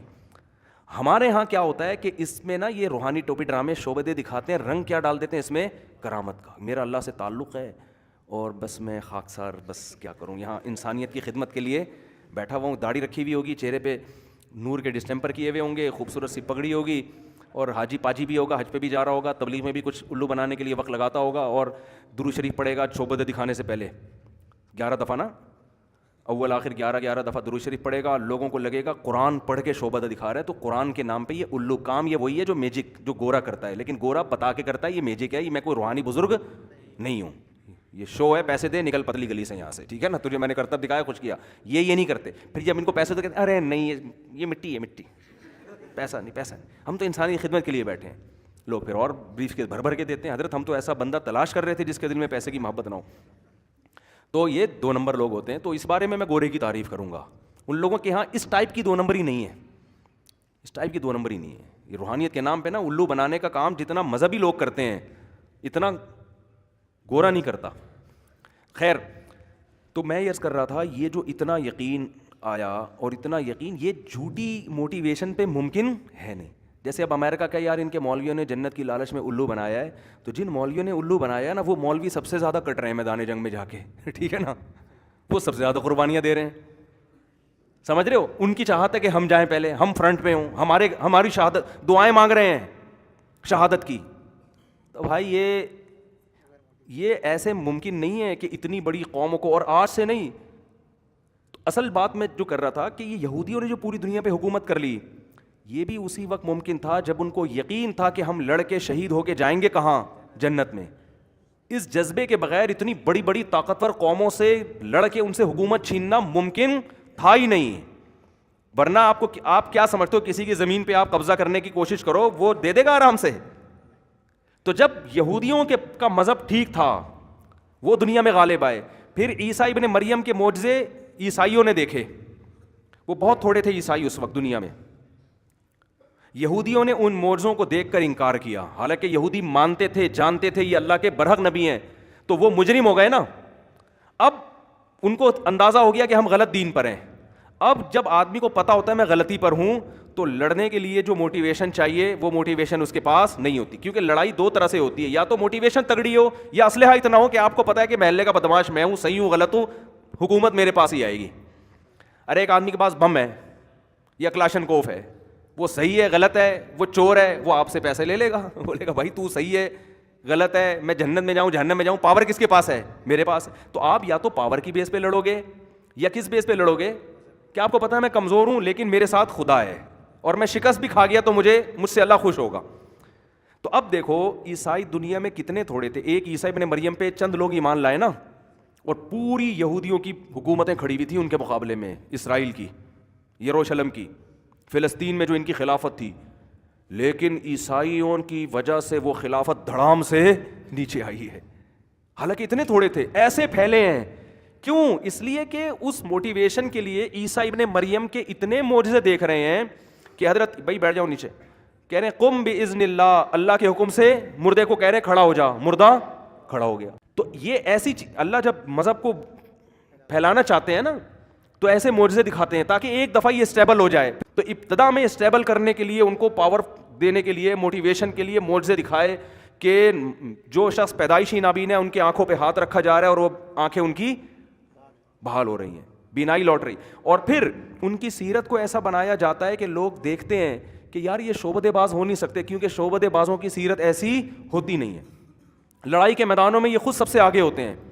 جیسے حدیث میں آتا ہے رسول اللہ صلی اللہ علیہ وسلم گھمسان کی جنگ میں صحابہ کہتے ہیں جب لوگوں کے قدم اکھڑتے تھے تو نبی صلی اللہ علیہ وسلم کے پیچھے چھپ جایا کرتے تھے. اگر کوئی دنیا کی لالچ میں یہ کر رہا ہوتا ہے نا تو وہ قربانی کے لیے کبھی بھی اپنے آپ کو آگے نہیں رکھتا. وہ کہہ رہا ہے میں ہی مر گیا تو یہ تو سارا کیا کرا ہے ختم, میں مرنے کے لیے تھوڑی کر رہا ہوں یہ سب کچھ. یہ وہی کرتا ہے جس کو خود یقین ہو. تبھی نبی صلی اللہ علیہ وسلم نے فرمایا لوددت ان اقتل فی سبیل اللہ ثم احیا ثم اقتل ثم احیا ثم اقتل ثم احیا ثم اقتل. میری یہ خواہش ہے کہ میں اللہ کے راہ میں قتل کیا جاؤں, پھر زندہ کر کے قتل کیا جاؤں, پھر زندہ کر کے قتل کیا جاؤں, پھر زندہ کر کے پھر قتل کیا جاؤں. پھر آپ صلی اللہ علیہ وسلم نے اپنے پہرے بھی ہٹا دیے. قرآن میں آیا نا کہ واللہ یعصمک من الناس, اے نبی آپ جو تبلیغ آپ کے ذمے ہے آپ بھرپور طریقے سے یہ فریضہ ادا کریں, لوگوں سے نہ ڈریں, اللہ آپ کو لوگوں سے بچا لے گا. جب یہ آیت نازل ہوئی تو آپ نے اپنے باڈی گارڈ ہٹا دی. علماء نے لکھا ہے یہ خود بھی نبی صلی اللہ علیہ وسلم کا ایک معجزہ ہے, کیونکہ آپ پہ جو کلام نازل ہو رہا ہے نا اگر اس کا آپ کو خود یقین نہ ہوتا تو آپ ہٹاتے اپنے گارڈ ہے بھائی, آپ تھوڑی ہٹاتے اپنے گارڈ. تو جھوٹا آدمی جو جیسے وہ ایک مشہور قصہ ہے نا, ایک جھوٹا پیر تھا, اس نے کہا کہ یہ دریا جو بسم اللہ کر کے پار کرے گا وہ پار ہو جائے گا. تو اس کے مریدوں کو کہیں اللہ پہ یقین ہوگا, بسم اللہ کیا پار ہوگا, اللہ نے کوئی مدد کی ہوگی, کرامت ہو گئی ہوگی. تو اب مریدوں نے کہا حضرت اب آپ بھی بسم اللہ کر کے آئیے. وہ محترم کی ہوا اکھڑ گئی کہ بھائی میں مرمرا نہ جاؤں, تو پول پٹیاں کھل گئی نا. تو ہوتا کیا ہے کہ حضرت عیسیٰ ابن مریم کے معجزے دیکھے, بالآخر عیسائی اس بات کے گواہ ہیں, یہودی اس بات کے گواہ ہیں. یہ مذہبی کتابیں نہیں, یہ تاریخ بتاتی ہے کہ دنیا میں خلافت پھر کس کی قائم ہوئی ہے, عیسائیوں کی. پوری دنیا پہ راج کس نے کیا ہے, عیسائیوں. تو یہ اتنی کمزور قوم اتنی بڑی بڑی طاقتوں سے لڑ کے جو پوری دنیا پہ غالب آئی, یہ اس کی علامت تھی کہ عیسیٰ ابن مریم سچے نبی تھے, سچا دین لے کر آئے تھے, اور اللہ نے ان کی سچائی کو پوری دنیا کے سامنے ظاہر کر دیا, ورنہ اس کے بغیر یہ ممکن نہیں تھا. اور اس کے بعد جب اسلام دنیا میں آیا تو محمد صلی اللہ علیہ وسلم سے زیادہ کوئی کمزور ہو سکتا تھا؟ 13 سال مکہ میں اپنی جان بچانا مشکل, اتنے کمزور کہ مدینہ سے ہجرت کرنے کے لوگ قتل نہ کر دیں. لیکن آپ دیکھو وہ تھوڑے سے لوگ ہیں, لیکن کیا ان کی آگ بھر دی ان کے اندر ہے بھائی. نہ ان کے پاس تہذیب, ایسے لوگ تھے جن پہ کوئی حکومت کرنا پسند نہیں کرتا تھا کہ ان قبیلوں کو ایک میز پہ اکٹھے بٹھا کے کھلانا ممکن نہیں ہے. سمجھ رہے ہیں بات کو کہ نہیں سمجھ رہے؟ گھوڑا آگے دوڑ لیا تو اس پہ پھڈا ہو گیا, قتل کیا تو لامتناہی قتل کا سلسلہ. اتنی سخت قوموں کو آپ متحد نہیں کر سکتے. لیکن محمد صلی اللہ علیہ وسلم کے ہاتھ پہ جو معجزے ظاہر ہونا شروع ہوئے, عربوں کو یقین آنے لگا بھائی یہ خدا کے سچے نبی, اب یہ جو کہیں گے وہی ہوگا. آج ہم نے فجر کے بعد ہم حدیث کی تعلیم کرتے ہیں نا, تو اس میں حدیث آئی کہ حضرت انس رضی اللہ تعالیٰ عنہ جنہوں نے نبی کی 10 سال خدمت کی ہے, وہ حدیث سنا رہے بصرہ میں نا. حضرت انس پھر بصرہ چلے گئے تھے, تو نبی صلی اللہ علیہ وسلم کے انتقال کے بعد ان کی عمر بہت لمبی تھی, 100 سال کے قریب حضرت انس کی عمر تھی. تو جو صحابہ بالکل آخر میں دنیا سے گئے ہیں نا, ان میں حضرت انس ابن مالک بھی ہیں. تو یہ بتا رہے ہیں کہ غزوہ احد کا واقعہ سنا رہے ہیں کہ نماز کا وقت تھا, اپنے ساتھیوں کو سب کو نا بتا رہے ہیں, نماز کا وقت تھا اور وضو کا پانی نہیں تھا, تو ایک پیالہ منگوایا گیا, اس سے سب وضو نہیں کر سکتے تھے. تو رسول اللہ صلی اللہ علیہ وسلم نے اس پیالے کے اندر اپنی انگلیاں داخل کی اور انگلیوں سے پانی ابلنا شروع. لوگ وضو کرتے جا رہے ہیں, وہ پانی ختم ہونے کا نام نہیں لے رہا. انس ابن مالک جب یہ حدیث بیان کر رہے ہیں, کوئی ایک صحابی بھی ان کی تردید نہیں کر رہا کہ نہیں آپ غلط کہہ رہے ہیں, ایسا نہیں, کیونکہ بہت سارے لوگوں نے اپنی آنکھوں سے دیکھا یہ واقعہ. اور جب یہ واقعہ انس ابن مالک سے بیان کیا جاتا ہے تو اسلام نے ان واقعات کو ایسے بہترین انداز سے محفوظ کیا کہ پوری سندیں ان واقعات کی محفوظ کر لی. یعنی عیسائیت کی تاریخ آپ پڑھیں گے, جو تاریخ دان ہے کتابیں لکھ رہا ہے بس, لیکن اسلام کی پڑھیں گے نا, حدثنی فلان قال حدثنی فلان قال حدثنی فلان. جیسے میں ایک بیان کرتا ہوں نا, اسلامی تاریخ تو ایسی خاندانی محفوظ ہوئی ہے کہ اس سے زیادہ حفاظت کسی تاریخ کی ممکن تھی نہیں, کیونکہ اب اللہ کا آخری مذہب آیا نا دنیا میں. اللہ نے کہا ایسی حفاظت کر کے دکھاؤں گا کہ گورا بھی منہ میں انگلیاں ڈال دے گا, بولے گا یار ایسی کسی ہسٹری کی حفاظت کا تصور ممکن نہیں ہے. میں اکثر ایک سند پیش کرتا ہوں نا, دیکھو اسلامی تاریخ میں واقعات ہوئے ہیں, یہ سن میں ہجرت ہوئی, یہ ہوا وہ ہوا. اسلامی تاریخ کا ایک حصہ نبی کا حلیہ بھی ہے نا, کہ ہمارے نبی کا حلیہ کیسا تھا. سمجھ رہے ہیں؟ اتنی سی بات ہے کہ نبی کے 2 دانتوں کے درمیان میں خلا ہے, یہ چھوٹی سی بات ہے نا, ارے اس کا ہسٹری سے کوئی بڑا تعلق نہیں ہے, لیکن اس کو کیسے بیان کیا جا رہا ہے. امام ترمذی کہہ رہے ہیں حدثنی عبداللہ ابن عبد الرحمن, مجھ سے عبداللہ بن عبد الرحمن بیان کرتے ہیں. وہ کہتے ہیں حدثنا عبد العزیز ابن ابی ثابت الزہری, وہ کہتے ہیں مجھ سے عبد العزیز ابن ابی ثابت الزہری نے بیان کیا. وہ کہتے ہیں مجھ سے اسماعیل ابن ابراہیم نے بیان کیا. وہ کہتے ہیں وہ اسماعیل ابن ابراہیم جو ابن اخی موسیٰ ابن عقبہ, جو موسیٰ ابن عقبہ کے بھتیجے ہیں, انہوں نے بیان کیا. وہ کہتے ہیں مجھ سے موسیٰ ابن عقبہ نے, میرے چچا نے بیان کیا. موسیٰ ابن عقبہ کہتے ہیں مجھ سے قریب نے بیان کیا, جو عبداللہ بن عباس کے شاگرد ہیں. وہ کہتے ہیں مجھ سے عبداللہ بن عباس نے بیان کیا. وہ کہتے ہیں میں نے نبی صلی اللہ علیہ وسلم کو دیکھا, کان النبی افلج ثنیتین, کے نبی کے 2 دانتوں کے درمیان خلا تھا, گیپ. یہ ہے اسلامی تاریخ. اتنی سی بات کو بیان کرنے میں تکلفات دیکھو. گورا اٹھ کے کہے گا یار یہ عبد الرحمن یہ سب فرضی سند فرض کر لی, ہم کہیں گے نہیں بھائی, امام ترمذی پہ درجنوں مورخین کی کتابیں موجود ہیں کہ امام ترمذی کون تھے. میں تو امام ترمذی کی قبر پہ بھی گیا ہوں نا, ترمذ میں درجنوں کتابیں مورخین ملیں گے, گورے مل جائیں گے جنہوں نے امام ترمذی پہ لکھا ہے, اس سن میں پیدا ہوا, اس سن میں انتقال ہوا.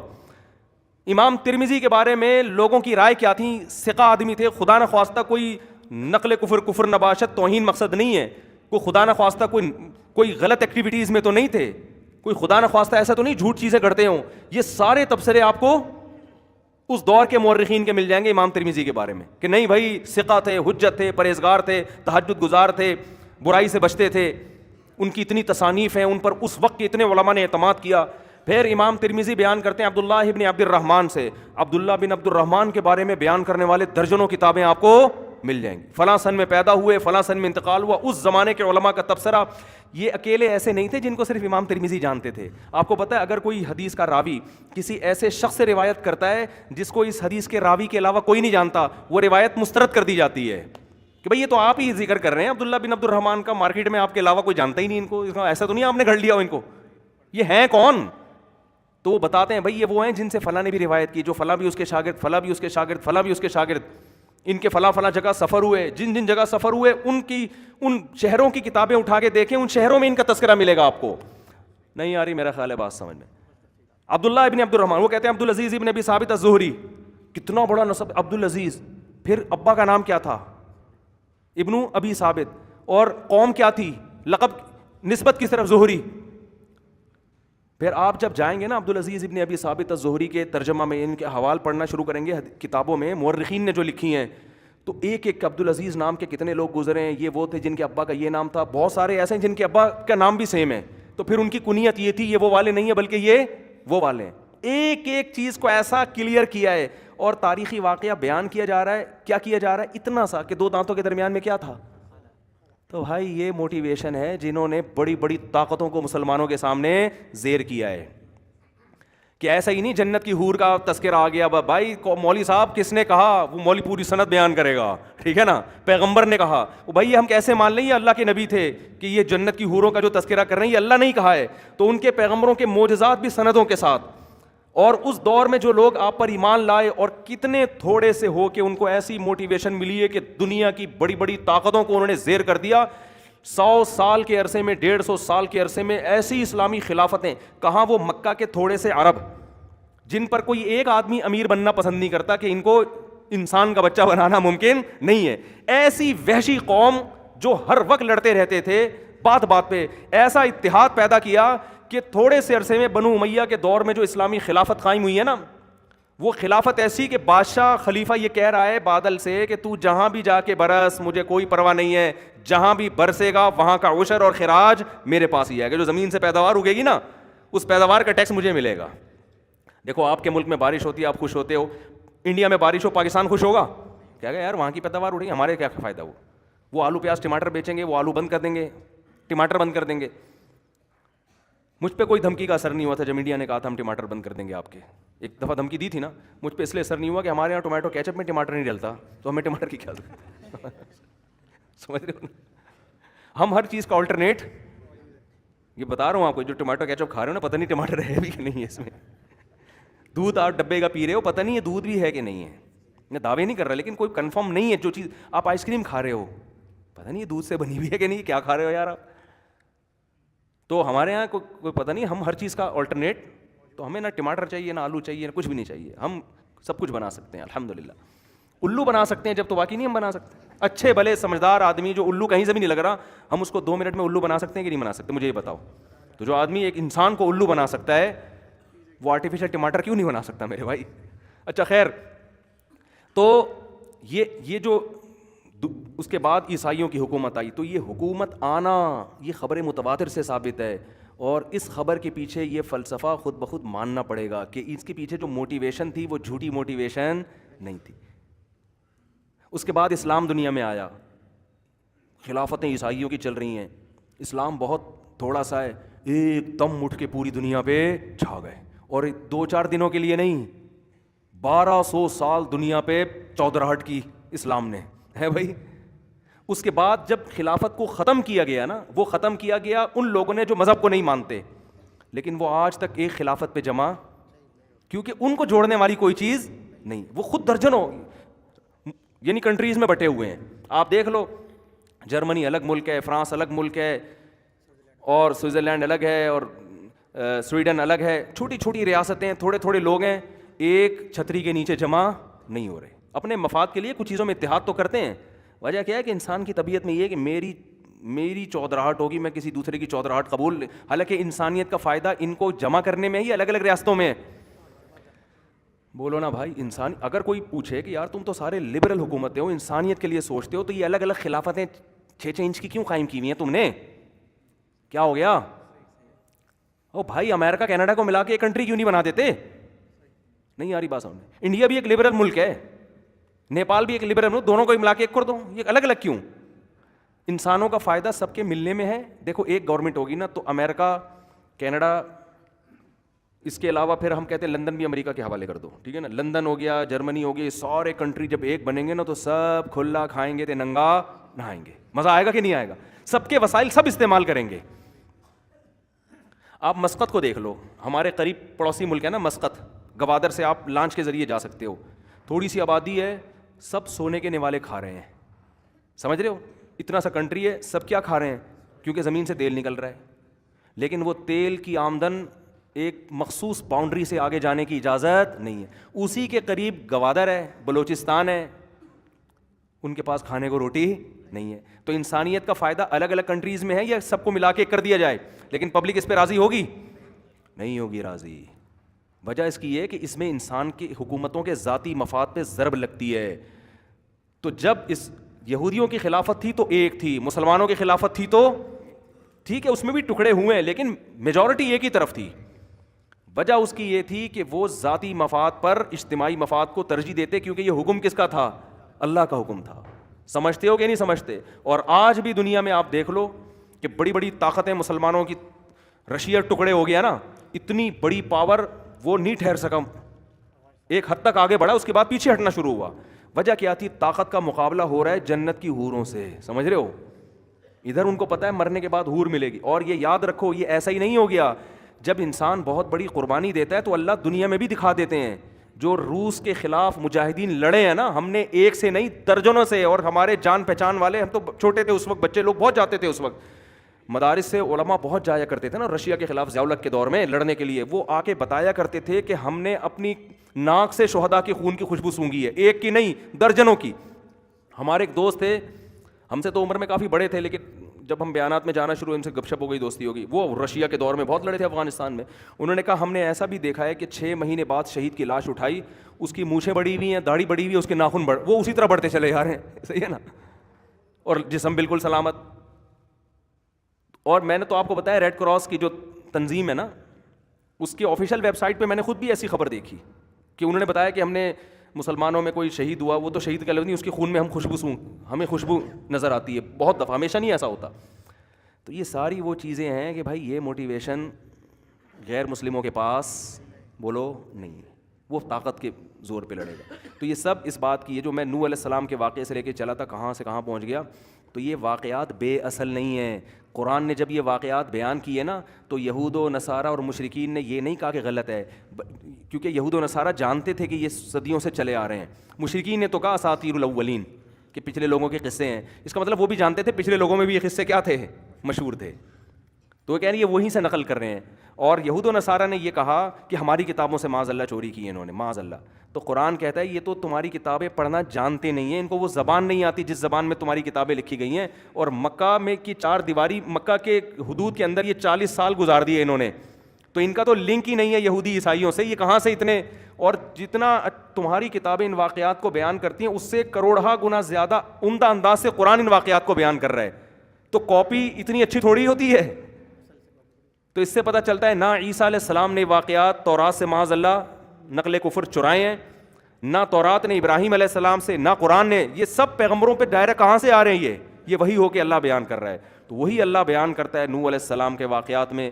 وہ بتاتا ہے کہ یہ جتنے لوگ دنیا میں پھیلے ہوئے ہیں یہ کس کی اولاد میں ہیں, نوح علیہ السلام کی اولاد میں. سمجھتے ہو کہ نہیں سمجھتے؟ تو آخر خلاصہ جو اللہ بتا رہے ہیں نا وہ یہ کہ نوح علیہ السلام جو ہمارے ابا تھے. میں بس آخری بات کر دوں, کامن, وہ نہاری کی مثال کمپلیٹ ہو جائے نا. تو یہ ہفتے کے 7 دن ساری دنیا میں کیا ہیں, کامن. اس سے بھی پتہ چلتا ہے کہ ان سب کی اصل کیا ہے. یہ کوئی جنگلوں میں بندروں سے وجود میں آنے والا قوم نہیں ہے. اسی طرح ساری دنیا میں آپ جتنا ماضی کی طرف جائیں گے آپ کو فیملی سسٹم مضبوط ہوتا نظر آئے گا. سمجھ میں آ رہی ہے بات؟ دیکھو گوروں میں اب زنا زیادہ ہے, شادیاں کم ہیں, لیکن 100 سال پہلے شادیاں زیادہ تھیں, زنا بولو نا کم تھا. چائنا میں اب زنا پھیل رہا ہے لیکن شادیاں بھی ہیں, لیکن ماضی میں جاؤ گے تو شادیاں زیادہ ہوں گی. یعنی جتنا ہم ہندوؤں میں بھی جتنا پاس کی طرف جاتے چلے جاتے ہیں نا, آپ کو فیملی سسٹم اس میں مضبوط نظر آتا چلا جائے گا. گورے کے پاس اس سوال کا کوئی جواب نہیں. اب دنیا بکھری ہوئی, کیا انہوں نے گول میز کانفرنس کی تھی کہ یار ہم سب میرج سسٹم کو معاشرے میں پروموٹ کرنا چاہتے ہیں؟ بولو نا, نہیں آئی بات. یعنی جیسے سب نے گول میز کانفرنس کر کے کہا تھا آج جمعہ ہے تو جمعہ ہے, ہفتے میں کتنے دن ہوں گے؟ یہاں تو پھر بھی تعویل کی جا سکتی ہے نا, حکومتیں مذہبی آئیں تو انہوں نے 7 دن نافذ کر دیے تو اب وہ ہمیشہ کے لیے نافذ ہو گئے. لیکن میرج میں آپ کیا کرو گے؟ جنگلی انسان تھا, سائنس تو یہ کہتی ہے نا جنگلی انسان تھا, دم آہستہ آہستہ مارکیٹ سے شارٹ ہوئی ہے. پہلے بندر تھا, دم تھی, مارکیٹ سے دم کیا ہو گئی؟ ارے دم مارکیٹ سے شارٹ ہوئی. جب بندروں سے انسان بنے تو یہ سارے گول میز کانفرنس کر کے شادی بیاہ کا رواج کہاں سے آیا ان میں؟ وہی بات ہے, وہ بھی نہاری کھا رہا ہے جو ادھر جاپان میں ہے, وہ بھی نہاری کھا رہا ہے. یار یہ اگر ترقی کرتے کرتے یہ لوگ جاپان میں, چین میں ادھر ادھر پہنچ گئے تو نہاری قدر مشترک کہاں سے آ گئی؟ اس کا مطلب ان سب کی اصل کیا ہے؟ ایک ہے. سمجھ میں آ رہی ہے بات؟ یہ سب ایک پوائنٹ پہ جا کے جمع ہو رہے ہیں. کوئی ایک ان کا باپ ہے جو ان کو نکاح کے رواج پہ ڈال کے گیا تھا, پھر اس کے بعد ان میں زنا آیا, اس باپ کی تعلیمات سے دور ہوئے ہیں. جبکہ آج کے جو تاریخ دان, جو لبرل لوگ ہیں نا, جو یونیورسٹی میں پڑھایا جا رہا ہے, وہ یہ پڑھایا جا رہا ہے پہلے لوگ زنا کرتے تھے, بعد میں میرج سسٹم آیا جب انسان مہذب ہوا. حالانکہ کہانی اس کے بالکل الٹ ہے. اگر یہ بعد میں میرج سسٹم آیا ہوتا تو ماضی کی طرف جو ہم جاتے ہیں تو میرج سسٹم مضبوط نظر آئے گا اور زنا آپ کو مارکیٹ میں کم نظر آئے گا, اور دنیا کی ہر قوم میں آپ کو شادی بیاہ کا رواج نظر آئے گا.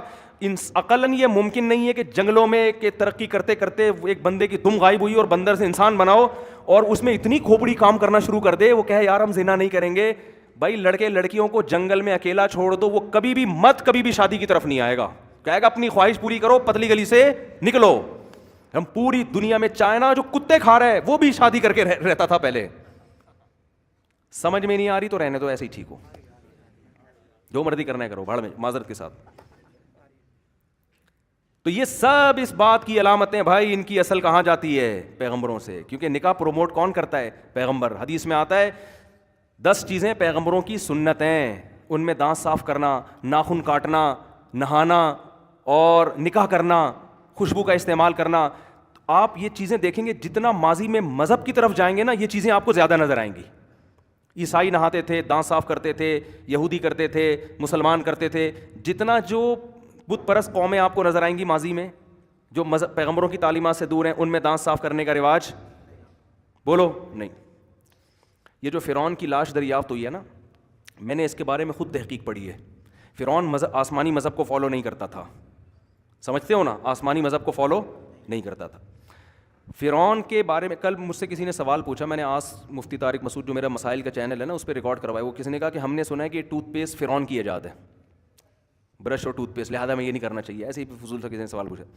تو کمال کی بات ہے, میں نے 10-15 بلکہ 15-20 سال پہلے بی بی سی پہ ایک رپورٹ, بی بی سی تھی غالباً, بی بی سی پہ ہی پڑھی تھی, فرعون کی جو لاش ہے نا, ممی ہے فرعون کی, اس کے بارے میں کہ سائنسدانوں کی تحقیق یہ ہے کہ ان لوگوں میں دانت صاف کرنے کا رواج بالکل بھی پسند نہیں.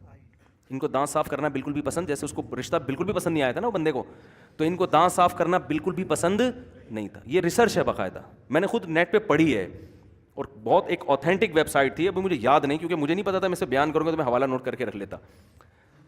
یہ بھی بڑی خاندانی دلیل ہے پیغمبروں کے وجود کی کہ جو لوگ آسمانی مذہب کو نہیں مانتے تھے ان میں دانت صاف کرنے کا رواج, وہ جنگلی تھے. صحیح ہے نا. انسان کو تہذیب کہیں بھی ملتی ہے نا تو وہ سکھانے والے سب سے پہلے پیغمبر ہیں. وہ آسمانی مذاہب وہ کہتے خدا کی تعلیمات کم وقتوں دانت صاف کیا کرو. ہمیں موسیٰ علیہ السلام کی مسواک کا تذکرہ ملتا ہے, عیسیٰ ابن مریم کی مسواک کا تذکرہ ملتا ہے, محمد صلی اللہ علیہ وسلم کی بار بار مسواک کا بے تحاشا حدیثوں میں سندوں کے ساتھ تذکرہ ملتا ہے. صحابہ میں مسواک کا رواج کس نے ڈالا ہے؟ محمد صلی اللہ علیہ وسلم نے. تو آپ جتنے آسمانی مذاہب کی طرف جائیں گے تہذیب صفائی نظر آئے گی, اس سے جتنا دور فرعونی دانت ہی صاف نہیں کرتے تھے کم وقت, ایسے ہی سو جاتے تھے, ایسے ہی صبح اٹھتے تھے. اور آپ ان گوروں میں بھی دیکھو نا جو مذہب سے دور ہوئے ہیں, ان میں بھی آپ انہی کی تاریخی کتابیں اٹھا کے دیکھو گے تو ان میں بھی صفائی ستھرائی کا ماضی میں رواج. یہ جو فرانسیسی آج بڑے خوبصورت بنے پھرتے ہیں نا, خوشبوؤں کا بڑا رواج, آپ ان کی کتابیں پڑھو, ماضی میں پتہ چلے گا کہ ان کی خوشبوئیں اس لیے مشہور ہوئی ہیں کہ ان کی بدبو بہت مشہور تھی. حقیقت بتا رہا ہوں, آپ نہاتے نہیں تھے یہ. تو آپ کو پتہ ہے ضرورت ایجاد کی ماں ہے نا, جب اسمیل بہت آ رہی ہو, سب بیزار ہوتے ہیں, تو یا پھر خوشبوؤں کی صنعت ترقی کرنا شروع کرتی ہے. تو بھائی تو نہا لے یار, بدبو ختم ہو جائے گی. نہاتے نہیں تھے. صبح اٹھ کے جا رہے ہیں تو منہ سے اسمیل آ رہی ہے تو اسپرے کیا اسمیل ختم کرنے کے لیے, چلے گئے. یہ تو ہمیں مذہب نے سکھایا ہے. آپ بتاؤ, میں صبح دانت صاف کرتا ہوں الحمدللہ, میرے دانت صاف نظر آ رہے ہیں کہ نہیں آ رہے؟ آ رہے ہیں نا. کیا یہ میں نے یونیورسٹی سے سیکھا ہے, کالج سے سیکھا ہے, انگریز سے سیکھا ہے؟ میں نے اپنے ابا سے سیکھا ہے, اماں سے سیکھا ہے. تو میری اماں کہاں سے, وہ تو سہارنپور کی تھیں, انڈیا کی. ان کو تو کسی گورے نے نہیں سکھایا. ان کو ان کے ابا نے, دادا نے, ہمارے دادا بھی تھے الحمدللہ, سب کے ہی ہوتے ہیں, ہمارے بھی تھے, صحیح ہے نا, مذہبی تھے, حافظ قرآن تھے, تہجد گزار تھے. انہوں نے تو اسکول کا ایک دن بھی میرے دادا نے اسکول نہیں دیکھا ہوگا, مدرسے میں ہی پڑھا ہے. پر دادا تو کے دور میں تو شاید اسکول ایجاد ہی نہیں ہوئے تھے. ہماری دادی بتاتی ہیں وہ بھی دانت صاف کرتے تھے, صاف ستھرے کپڑے پہنتے تھے, صفائی ستھرائی کا بڑا رواج تھا. ہماری دادی 90 سال کی عمر میں, ان کے بقول تو 70 کے بعد ان کی عمر بڑھنا ختم ہو گئی تھی. وہ ہر وقت 70 سال ہی کی رہتی تھی نا الحمدللہ, 20 سال سے ہم ان کو, لیکن ہماری رائے یہ کہ کم از کم 85-90 سال کی وہ تھیں, اللہ ان کی مغفرت فرمائے. اتنی طہارت کا خیال رکھا کرتی تھیں وہ, حالانکہ انہوں نے تو اسکول کبھی زندگی میں دیکھا بھی نہیں. وہ ایک گاؤں میں پلی بڑی تھی, وہاں انڈیا میں سنسارپور ایک گاؤں تھا, ابھی بھی ہے, اس میں پلی بڑی تھیں. آج تو کہتے ہیں نا کہ گورے نے ہمیں تہذیب سکھائی ہے, لوگ ہانگ کانگ جاتے ہیں اتنا صاف ستھرا نیٹ کلین, اور یہ گاؤں گنوار لوگ تو دیکھو. ارے ہماری دادی تو گاؤں کی تھی سنسارپور, ایسی صفائی ہم نے دیکھی ان کی کہ آپ کی سوچ سے بھی زیادہ. یہ کیا جدید تہذیب سے آئی ہے؟ اس کے تانے بانے کہاں جا کے ملیں گے؟ پیغمبر صلی اللہ علیہ وسلم سے. ہمیں تو مذہب نے جو کچھ آج ہم صاف ستھرے ہیں تو مذہب نے سکھایا ہم کو. ہم شراب نہیں پیتے, کس نے سکھایا ہے؟ مذہب نے سکھایا. اللہ کا شکر ہے ہم زنا سے بچتے ہیں, اللہ اور بچا کے رکھے, اس میں دعوے نہیں کرنے چاہیے. اللہ کی نظر ہٹ جائے تو آدمی 2 منٹ لگتے ہیں اس کو خراب ہونے میں. کچھ دعوے کے طور پہ نہیں کہہ رہا, اللہ بچا کے رکھے ہم کو, بڑی بات نہیں کرنی چاہیے. لیکن یہ اگر بچے ہوئے ہیں تو کس نے بچایا ہے ہم کو؟ مذہب نے بچایا ہے. بھائی مذہب کی تعلیمات کی وجہ سے ہم اگر اپنی ماں کو یاد کر کے روتے ہیں, ہم اگر اپنے باپ کو یاد کر کے روتے ہیں, یہ ہمیں گورے نے نہیں سکھایا. ماں باپ کے حقوق ہمیں کس نے سکھائے ہیں؟ ان سب کے تانے بانے. اور میں اکیلے نہیں, جتنے لاکھوں کروڑوں مسلمان ہیں, ان کی تہذیب کے سارے تانے, ان میں اگر کوئی خیر آپ کو ملے گی تو وہ سارے تانے بانے کہاں جا کے ملیں گے؟ اکیلے محمد صلی اللہ علیہ وسلم کی طرف. تو بھائی ایک آدمی میں اتنی پاور ہو کہ پوری دنیا کو نہانا بھی سکھا دیا اس نے, پوری دنیا کو صبح صبح اٹھ کے دانت صاف کرنا بھی سکھا دیا, پوری دنیا کو پانی سے استنجا کرنا بھی سکھا دیا. ورنہ پوری دنیا مسلمانوں کے سوا پانی سے کوئی بھی استنجا نہیں کر. اوپر سے تو صاف ستھرے نظر آئیں گے آپ کو, کیونکہ اس کا تعلق شو بازی سے ہے نا. گورے سے ملیں آپ, ہے welcome, nice to meet you, nice to meet you, باقی گہرائی میں جانے کی کوشش نہ کریں آپ. اوپر سے نائس ٹو میٹ یو, بس اوپر ادھر ہی رہو, آرام سے بیٹھو, زیادہ فری ہونے کی کوشش. ابے بھائی تم قضائے حاجت کے بعد تم پانی نہیں استعمال کرتے, اور 1 دفعہ نہیں 2 دفعہ نہیں یار, جب بھی 1 مہینہ ہو گیا 2 مہینہ ہو گیا, خیر کبھی کبھار نہاتے ہیں وہ بھی. میں کسی قوم کا مذاق نہیں اڑا رہا. حقیقت یہ ہے کہ چونکہ پیغمبروں سے تعلق ختم ہو گیا نا, عیسیٰ علیہ السلام کا زمانہ بہت دور, اتنا لنک ختم ہوا, صفائی مارکیٹ سے کیا ہو گئی, شارٹ. اب صفائی ہے, وہ وہاں کے ماہرین نے غور و فکر کر کے قانون سازی کر کے یار اتنا بھی میل کچیل ٹھیک نہیں ہے. لیکن ہمارے ہاں تو ماہرین نے ایسی کوئی غور و فکر نہیں کیا نا. ہمارے ہاں صفائی کہاں سے آئی ہے؟ جتنی ہے وہ مذہب سے آئی ہے, اور جو نہیں ہے وہ مذہب سے دور ہونے کی وجہ سے نہیں ہے. سمجھ, تبھی میں نے جتنے بھی علماء کو دیکھا ہے نا جو مذہب کو فالو کرتے ہیں, ان کی صفائی میں نے ایسی دیکھی ہے کہ آپ اس صفائی کا تصور نہیں کر سکتے. جو حقیقت میں مذہب کو فالو کرتے ہیں, صرف داڑھی رکھنا تو نام نہیں ہے نا مذہب کا, جو حقیقت میں شریعت پہ چلتے ہیں, کیونکہ اسلام پہ چلنے سے آپ اندر سے صاف ہونا شروع ہوتے ہو, تو آپ کو میل کچیل ویسے ہی برداشت ہوتا ہی نہیں ہے آپ سے. یہ یعنی انسان کا مزاج بن جاتا ہے. وہ کہتا ہے یار یہ اعمال کو صاف کیا جائے گا نا, اعملوا صالحا یا ایھا الرسول کلوا من الطیبات واعملوا صالحا, اے پیغمبروں پاکیزہ کھاؤ اور عمل اچھا کرو. تو جب اچھے کی طرف انسان جاتا ہے تو اس کو خود بخود وہ چاہتا ہے پھر ہر چیز کیا ہو جائے, اچھی ہو جائے. تو جو اس مزاج کا بن جاتا ہے نا, پھر اس سے گندگی برداشت نہیں ہوتی. ہم نے دیکھا ہے جتنے صوفیہ کرام ہیں, خوشبو کا استعمال بہت کثرت سے, صفائی. ہمارے حضرت کی تو میں نے پہلی دفعہ میں نے کہا بڑے عجیب قسم کے ہیں یار, یہ بزرگ ایسے ہوتے ہیں, اتنی صفائی. میں نے 8 سال ان کی زندگی میں کپڑوں پہ کبھی ایک داغ نہیں دیکھا. 8 سال کا عرصہ کوئی کم. پاؤں کے تلوے پہ میل کا نشان نہیں دیکھا. ابھی میں وہ واقعہ سناؤں گا, آپ کہو گے یار یہ مفتی صاحب پھینکنے پر آ گئے ہیں, یعنی آپ کو یقین نہیں آئے گا. انہوں نے تو اسکول بھی نہیں پڑھا کہ اسکول میں کسی کوئی جناب ورک شاپ کروائی گئی ہو جو ان کو ٹریننگ دے رہی ہو کہ صفائی ستھرائی کی, یا کسی جاپانی سے ان کا کی سلام دعا کروائی گئی ہو. اور پہلے ایسا ہی ہوتا تھا. یہ تو اب میلے ہو گئے ہیں مسلمان, حقیقت بتا رہا ہوں. مذہب سے جتنا دور ہوگے میلے کچیلے ہوتے چلے جاؤ گے. ہو سکتا ہے آپ اوپر سے صاف ہو جاؤ, اندر کی پھر بھی بہت مشکل ہوتا ہے انسان کا صاف ہونا. جو آدمی شراب پی رہا ہے وہ اندر سے کہاں صاف ہے؟ بدبودار چیز کھا رہا ہے یار, وہ صاف کیسے ہو گیا؟ وہ ڈیٹول سے نہا لے, تیزاب سے نہا لے, جب کھا رہا ہے کتے بلی ہے اور اندر سے شراب پی رہا ہے تو صاف تھوڑی ہو سکتا. تو خیر جلدی سے بات, بس آخری بات, واقعی آخری, بہت وقت ہو گیا ہے. تو بھائی یہ کیونکہ آج جب نوح علیہ السلام کا واقعہ بیان کیا جاتا ہے نا, یہ جو ایتھیسٹ لوگ ہیں کہتے ہیں اب فرضی قصے بنائے ہوئے ہیں لوگوں نے الو بنانے کے لیے. تو یہ فرضی قصے نہیں ہیں, یہ ایسے ہی ہے جیسے کوئی کہ پاکستان 1947 میں کہا ہے فرضی قصے بنائے ہوئے ہیں ملک کی محبت ڈالنے کے لیے. تو وہ لوگ کہیں گے بھائی ایک ملحد نے کہا کہ عیسیٰ ابن مریم نام کا کوئی بندہ آیا ہی نہیں ہے. وہ مشہور ملحد ہے, یوٹیوب پہ بہت لمبی لمبی پھینکتا ہے وہ. آج کل مسئلہ یہ کہ جو کسی فورن کنٹری میں بیٹھ کے انگلش میں پھینکے نا تو لوگ اس کو پکڑ لیتے ہیں کہ یار انگلش بول رہا ہے تو یقیناً کوئی تحقیق کی بات ہوگی. 2-4 سائنسدانوں کے نام رٹ لو, 2-4 کچھ بڑے بڑے اسکالرس کے نام رٹ لو تو بھرم. جیسے ڈارون, اگر دیکھو کوئی پینڈو یہ بات کرتا کہ انسان خود سے بنائے, لوگ مانتے تو یار خود سے ہی پورا آدمی 2 آنکھیں ناک کان دل دماغ کیسے بن گیا؟ کیونکہ ڈارون کی تھیوری تھی, ایک یونیورسٹی میں اس کو پروٹوکول دے دیا گیا. میں اکثر مثال دیتا ہوں, ایک گلاس ٹوٹا ہوا خود جڑ نہیں سکتا, پورے وسیم بھائی ماں کے پیٹ میں جڑ کے باہر نکل آئے یار, اور جیسے ہی نکلے عین اسی ٹائم پہ ماں کی چھاتی میں دودھ پیدا ہو گیا. ابے یہ نہیں ہو سکتا بھائی, یہ پاگل بننے والی بات ہے, یہ آٹومیٹک خود بخود ہوا ہے, نہیں ہو سکتا. اور بندر جو ہے انسان بنا ہے, ایسا بنا ہے انسان کہ درمیان میں بندر سے انسان بننے کے دوران جو مخلوق بنی ہے وہ مارکیٹ سے ایسی شارٹ ہوئی ہے جیسے گدھے کے سر سے سینگ. ایک دم سے تو نہیں بنا ہوگا نا بندر بھائی. بندر اور انسان کے درمیان 1000 مخلوقات ہونی چاہیے, کچھ ایسی مخلوق جو ابھی انسان بننے والی ہے. اکثر میں تکے بن رہے ہوتے ہیں نا, کچھ پک چکے ہیں کچھ ابھی کچے رہ گئے ہیں, ایسا ہی ہوتا ہے نا, کچھ ابھی سیخ پہ چڑھ رہے ہیں, ٹھیک ہے نا. تو یہ تو نہیں ہوتا کہ ایک دم سے سب کچھ ہو جائے.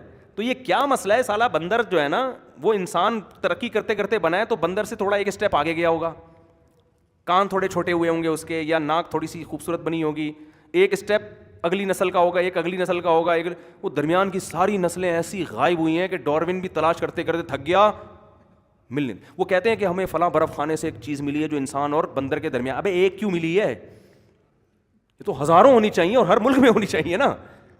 تو یہ پھینکنے, اور پھر میں تو لوگوں سے کہتا ہوں یار اگر دم تھی تو دم گئی کہاں, وہ ایک دم سے غائب کیوں ہوئی ہے؟ دم چاہیے یا دم کے پیسے چاہیے ہمیں؟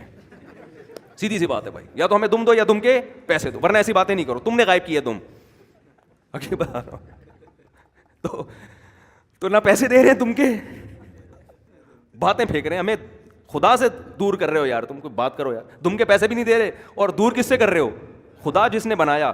لیکن چونکہ سائنٹسٹ تھا, یونیورسٹیوں میں پروٹوکول دے دیا, اب جتنی مرضی پھینک دے لوگ بیٹھ کے سنیں گے یار کیا تھیوری ہے یار, کیا بھائی یہ 2 اور 2 4 کی 2 اور 2 جیسے 5 نہیں ہو سکتے نا, ایسے یہ ہو نہیں سکتا کہ آٹومیٹیکلی ایسا خوبصورت نظام بن جائے, یہ نہیں ہو سکتا. یہ تو ایسے تو کسی کی شادی نہیں ہو سکتی خود بخود. آپ نے پوچھا یار تمہاری شادی کہتے اتفاق خود بخود ہو گئی, میں بیٹھا ہوا تھا کوئی خاتون آئی, مجھے بندوق رکھی گئی, قبول بول, قبول لیا, اور پھر باقی بھی سارا چیزیں ایسے وہ بچے پیدا. ایسا ہوتا ہے؟ نہیں ہوتا بھائی. ایسے جو بھی کام مینجمنٹ ہوگی نا اس میں تمیز سے کچھ کرنا پڑتا ہے انسان کو.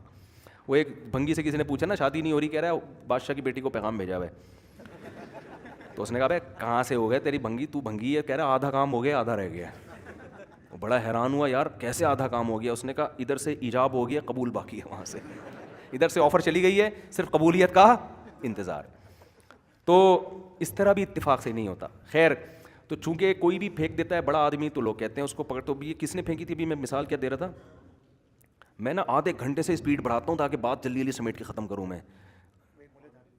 ہاں وہ ملحد نے کہا, بس یہ بات واقعی سچی مچی کی آخری ہے. یہ ایک مشہور ملحد ہے یوٹیوب پہ, اس نے بولا کہ یہ عیسیٰ ابن مریم نام کے کوئی شخص دنیا میں آئے نہیں. یہ موسیٰ علیہ السلام اور یہ سب فرضی کہانی, ابراہیم اور یہ سب عیسائی یہودیوں نے یہودیوں کو بیوقوف بنانے کے لیے, عیسائیوں نے عیسائیوں کو, اور مسلمانوں نے کہا سب صحیح ہیں سب. کتنی سینس لیس بات ہے. آج جو ہم کہتے ہیں سن 2021 ہے, یہ کہاں سے شروع ہوا؟ عیسیٰ علیہ السلام کی ولادت سے. وہ ٹھیک ہے ولادت کی تاریخ آگے پیچھے ہو سکتی ہے 60 لیکن پوری دنیا اس کو مان رہی ہے کہ یہ یعنی اتنا بڑا واقعہ دنیا میں ہوا تھا نا کہ پورے 1 سال کی ابتدا کی گئی اس سے, اور پوری دنیا نے اس کو ہاتھوں. اس کی مثال ایسے جیسے ہم کہتے ہیں 1443. تو اب جو 1443 ہجری ہے تو ساری دنیا مانتی ہے نا کہ یہ نبی صلی اللہ علیہ وسلم نے جس سال ہجرت کی, تو اب کوئی کہ ہجرت کی نہیں تھی, تو ابھی یہ سال کہاں سے وجود میں آ گئے بھائی, یہ پھر کیا فرضی. تو جب یہ سال کی ابتدا کی گئی لوگوں نے احتجاج کیوں نہیں کیا؟ بھائی یہ کوئی واقعہ ہوا ہی نہیں ہے, تو آپ نے پہلا سال ہجرت کو کیوں فرض کر لیا؟ تو جیسے یہ کہنا ممکن نہیں ہے عیسیٰ علیہ السلام کی ولادت سے سال شروع کیے گئے ہیں، تو یہ بڑا واقعہ تھا، پوری دنیا جانتی تھی، تبھی ان سالوں کو ایکسیپٹ کیا گیا ہے کہ یہ ہوا ہے دنیا میں. لیکن یہی ہے کہ انگلش میں پھینک دو تو سارے کیا کر لیتے ہیں، ایکسیپٹ کر لیتے ہیں اس کو. تو اللہ تعالیٰ ہمارے ایمان کی حفاظت فرمائے. اور قرآن کا جو اصل دعویٰ ہے نا، اب میں نظریاتی اصلاح کی کوشش میں لگا رہتا ہوں. لوگ کہتے ہیں اب عملی اصلاح تو کرواؤ، تو بات صحیح ہے کہ اب جب نظریہ ٹھیک ہو رہا ہے تو عمل بھی تو ٹھیک کرو میرے بھائی. اگر یہ سب باتیں ٹھیک ہیں تو ہمیں بھی تو موٹیویشن ملنی چاہیے، گناہوں سے بچنا چاہیے. جو قرآن کے احکام ہیں، یتیم کا مال نہ کھاؤ، نظر کی حفاظت کرو، زنا کے قریب نہ جاؤ، شراب مت پیو، ماں باپ کے ساتھ اف مت کرو، سود مت کھاؤ، سودی بینکوں میں جاب مت کرو کیونکہ تعاون ہے سود کے ساتھ، انشورنس کمپنی میں جاب مت کرو کیونکہ غرر اور قمار ہے، اس سے منع کیا قرآن نے. سمجھتے ہو کہ نہیں سمجھتے؟ ایک خاتون کے والد نے مجھ سے کہا کہ ہماری بیٹی کے لیے ایک رشتہ آیا، وہ بندہ سودی بینک میں جاب کرتا ہے. میں نے کہا نہ دیں، تو ظاہر حرام کما رہا ہے سود، اور جاب بھی ایسی تھی جس کا براہ راست سودی لین دین سے تعلق ہے. میں نے کہا تو جائز نہیں ہے. تو لوگ کہتے ہیں ابے کیا مصیبت میں ڈال دیا مولویوں نے. پھر وہ کہنے لگے رشتے ہی نہیں ہے. میں نے کہا بھائی رشتے کیوں نہیں ہیں، دوسری پہ دے دو، کسی کو تیسری پہ دے دو. اب سارے مزے دنیا میں چاہیے، سمجھ رہے ہو نا. تو مذہب خالی نظریات ٹھیک کر کے آپ کو یہ نہیں کہتا، چونکہ اب آپ کا ایمان آپ لے آئے کہ نوح علیہ السلام بھی تھے، عیسیٰ علیہ السلام بھی تھے، موسیٰ علیہ السلام بھی تھے. مفتی طارق مسعود صاحب کا ہم نے بیان سنا اور ثابت ہو گیا کہ اسلام برحق مذہب ہے. ٹھیک ہے جی، السلام علیکم. چلتے ہیں. صبح میں نے جانا ہے، میں مینیجر ہوں سودی بینک میں، اور میری صبح 8 بجے کا ٹائم ہے. تم سب بیان جلدی ختم کرو، مجھے صبح پہنچنا ہے. سمجھ رہے ہو نا. ایسا نہیں ہوتا بھائی. اگر یہ ٹھیک ہے تو اس کا مطلب پھر یہی ٹھیک ہے. پھر قرآن جو کہہ رہا ہے وہی ٹھیک ہے، اس کے علاوہ سب غلط. سمجھتے ہو نہیں ہو تو سب غلط ہے. پھر آپ اگر گھر کے بڑے ہیں تو ابا کا انتقال ہو گیا تو بہن کو پورا چیک لکھ کے دے دیں کہ 1 کروڑ روپے تمہارے بنتے ہیں، یہ لو. اس کے لیے جگر چاہیے. اس کے لیے کیا چاہیے؟ جگر چاہیے. لیکن دے دیں، اس پہ اللہ نوازے گا. اور آنکھ مٹک کے چھوڑ دیں. سمجھتے ہو؟ آپ کی جو بیگم ہے وہی ہے، بس جیسی ہے وہی ہے. دفتروں میں جو انٹیاں نظر آ رہی ہیں وہ اللہ نے آپ کے لیے بولو نہیں ہے. گورا تو کہتا ہے یار یہ وہ بھی ہے یہ بھی ہے، ٹھیک ہے انجوائے کرو لائف. کیا ہے فضول قسم کی باتیں مولویوں نے کی. وہ تو ایسا بنا رہے ہیں نا انسان کو پتہ نہیں بنے گا کیا یہ آگے جا کے. جیسے فارمی مرغی بن گئی ہے نا عجیب سی، انسان بھی عجیب سی چیز بن جائے گا. فیشن دیکھو، اسلام آپ کو بالوں کے فیشن کی اجازت نہیں دیتا. آج میں نے کسی آدمی کے بال دیکھے پورے عجیب عجیب جو فیشن ہوتے ہیں نا، یہاں سے کٹے ہوئے ہیں، پورا کٹورا رکھ کے جیسے کاٹے ہوئے ہو. یہ گورے پہ جچتا ہے. نبی صلی اللہ علیہ وسلم نے حکم دیا ہے تو پورے بال رکھو یا پورے کاٹو. آئی بات سمجھ میں؟ نہیں آئی. پورے بال رکھیں یا پورے کاٹیں. یہ اپنی طرف سے نہیں، زیبرا کراسنگ بنائی ہوئی ہے سر کے اوپر. کچھ لوگ گورا تو کر رہا ہوتا ہے. ہندوؤں کے پنڈت ڈسٹمپر کر کے بیٹھے ہوتے ہیں، آپ نے دیکھا ہوگا، نیلے پیلے. ہمارے مذہب میں اس کی اجازت. یہ تغییر خلق اللہ ہے. جیسا اللہ نے بنایا ویسا ہی رہو. اس کو مزین تو کر سکتے ہو لیکن کتنا وہ بھی بتا دیا، اپنی طرف سے نہ شروع کر دو. داڑھی بڑھاؤ، مونچھیں کم کرو، کیونکہ مونچھیں بڑھنے سے انسان کی زینت، آپ نے دیکھا ہوگا نا، پوری بال ایسے پھیلے ہوئے ہوتے ہیں اور بالٹیاں اٹھا رہے ہوتے ہیں، بعض لوگ اس سے مقابلے کر رہے ہوتے ہیں. یہ زینت کے خلاف ہے. صدل سے منع کیا، خلاف وضع کپڑا پہننے سے. صدل کہتے ہیں ایسا جو پراپر ڈریس ہے وہی پہنو، عجیب سی چیز بن کے مارکیٹ میں نہ ہو. اس کو صدل کہتے ہیں کہ وضع کے خلاف آپ نے کوئی لباس پہننا شروع کر دیا. عورت کو حکم دیا پراپر ڈریس پورا پہنے. فیشنیبل عورتوں کی طرح ادھورے کپڑے پہننے کی عورت کو اسلام میں اجازت نہیں ہے. یہ اللہ کی تعلیمات ہیں جو قرآن میں اور حدیث میں بیان کی جا رہی ہیں. تو جب یہ آپ نظریہ درست کریں تو اس کا مطلب پھر ان تعلیمات کو، اور یہ کتنی خوبصورت تعلیمات ہیں یار، اس کے اگینسٹ ہوتی کہ شراب پیو اور یہ بھی کرو اور یہ بھی کرو، ماں باپ کو گھر سے نکال دو، یہ فطرت کے خلاف ہوتی. تو قرآن کا کتنا بڑا کمال ہے اسلام کا کہ اس نے کہا میں اللہ ہو کے تمہیں آرڈر تو کر رہا ہوں لیکن آرڈر وہی کروں گا جو تمہاری نیچر کا حصہ ہے، تمہیں نیچر پہ لانے کے لیے. تو یہ تو ہمارے فائدے کی چیز ہے. آج ہم بوڑھے باپ کی کڑوی کسیلی برداشت کریں گے تو کل آپ نے بھی تو بوڑھا باپ بننا ہے. نہیں آئی سمجھ میں؟ یہ ٹینشن اٹھاؤ گے تو کل اولاد بھی تو ٹینشن، اسلام اس کو بھی تو پابند کر رہا ہے کہ ان کی ٹینشن اٹھاؤ تم، تو مزے ہوں گے بڑھاپے میں. بدماش دادا بدماش ہوتا ہے ہمارے یہاں. دادا ہے نا وہ محلے کا دادا، اس کے اتنے بچے، اتنے پوتے، اتنے لواسے، تو کل تم نے بھی تو یہ ہمیشہ ایسے ہی جوان رہو گے. اسلام اگر عورت کو یہ کہہ رہا ہے کہ پردے کا حکم دے رہا ہے تاکہ مرد کو عورت دیکھنے کو نہ ملے، تو اس میں عورت ہی کا فائدہ ہے کہ جب تم کسی کی بیوی بنو گی نا تو جس معاشرے میں پردہ ہوگا تو تمہارا میاں بھی تم ہی کو دیکھے گا، اس کے علاوہ کسی اور کو دیکھنے کا آپشن نہیں ہوگا. آج یورپ میں عورت آزاد تو ہے، اسکرٹ پہن کے گھوم رہی ہے، لیکن جب وہ کسی سے نکاح کرتی ہے تو اس کو پتہ ہے کہ میرا میاں کے پاس میرے علاوہ بھی بہت سارے آپشن ہیں، کیونکہ میرے جب اتنے تعلقات تھے جن میں میرڈ بھی تھے ان میرڈ بھی تھے، تو میں کسی دوسری عورت کو کیسے روکوں گی. نہیں آ رہی بات سمجھ میں؟ تو آپ کا فائدہ اس میں، داڑھی رکھو، اس میں مرد کی وجاہت ہے. ایسا آپ کو سکون ملے گا نا داڑھی رکھنے کے بعد، آپ کہو گے یار خود آپ کو اپنے اندر مردانگی محسوس ہوگی. سمجھتے ہو؟ مردانگی محسوس ہوگی آپ کو اپنے اندر. یہ فطرت ہے مرد کی، کاٹنا نیچر کے خلاف ہے. گورے نے الٹی پٹیاں پڑھا دی ہیں آپ کو. تو حلال کماؤ، حرام میں جو ہے نا، حرام میں وقتی مزہ آتا ہے، لیکن جب ہوس، کیونکہ حرام ہوس کا مریض ہی کرتا ہے، اس کے بعد انسان کی ہوس کبھی بڑھتی کبھی ختم ہی نہیں ہوتی. جیسے کھانے پینے کا چٹورا ہو جائے نا کوئی، کھاتا رہے گا کھاتا رہے گا کھاتا رہے گا، سکون ہی نہیں ملے گا. ٹھرکی جسے کہتے ہیں. تو ٹھرک صرف ایک فیلڈ میں تھوڑی ہوتی ہے، کچھ نظر کے ٹھرکی ہوتے ہیں، کچھ شراب کے ٹھرکی ہوتے ہیں، کچھ کھانے کے. تو جب نے حرام کما لیا وہ پیسوں کا ٹھرکی بن جائے گا، کماتا رہے گا، اس کو سکون نہیں ملے گا. تو یہ تمام گناہ آپ کی زندگی سے آپ کا خود سکون چھینتے ہیں. اسلام میں اللہ نے سکون رکھا ہے، مزہ رکھا ہے. نیچر پہ آ جاؤ، پاکیزہ چیزیں کھاؤ گے، دانت صاف کرو گے. اگر اسلام کہتا ہے دانت گندے رکھنے ہیں، ٹینشن ہوتی کہ نہیں ہوتی؟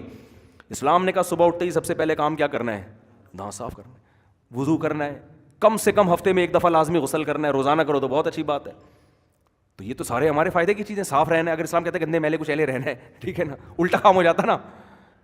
تو اس لیے کہہ رہا بھائی کتے بلی نہیں کھانے، بدبو کی چیز ہے. چائنا والے کھاتے ہیں منہ میں پھر اسپرے کرتے ہیں، ہم کھاتے ہیں بریانی نہاری، ہمیں منہ میں اسپرے کی ضرورت نہیں ہوتی. خوشبو آتی ہے، ابے کیا کھا کے آ رہا ہے.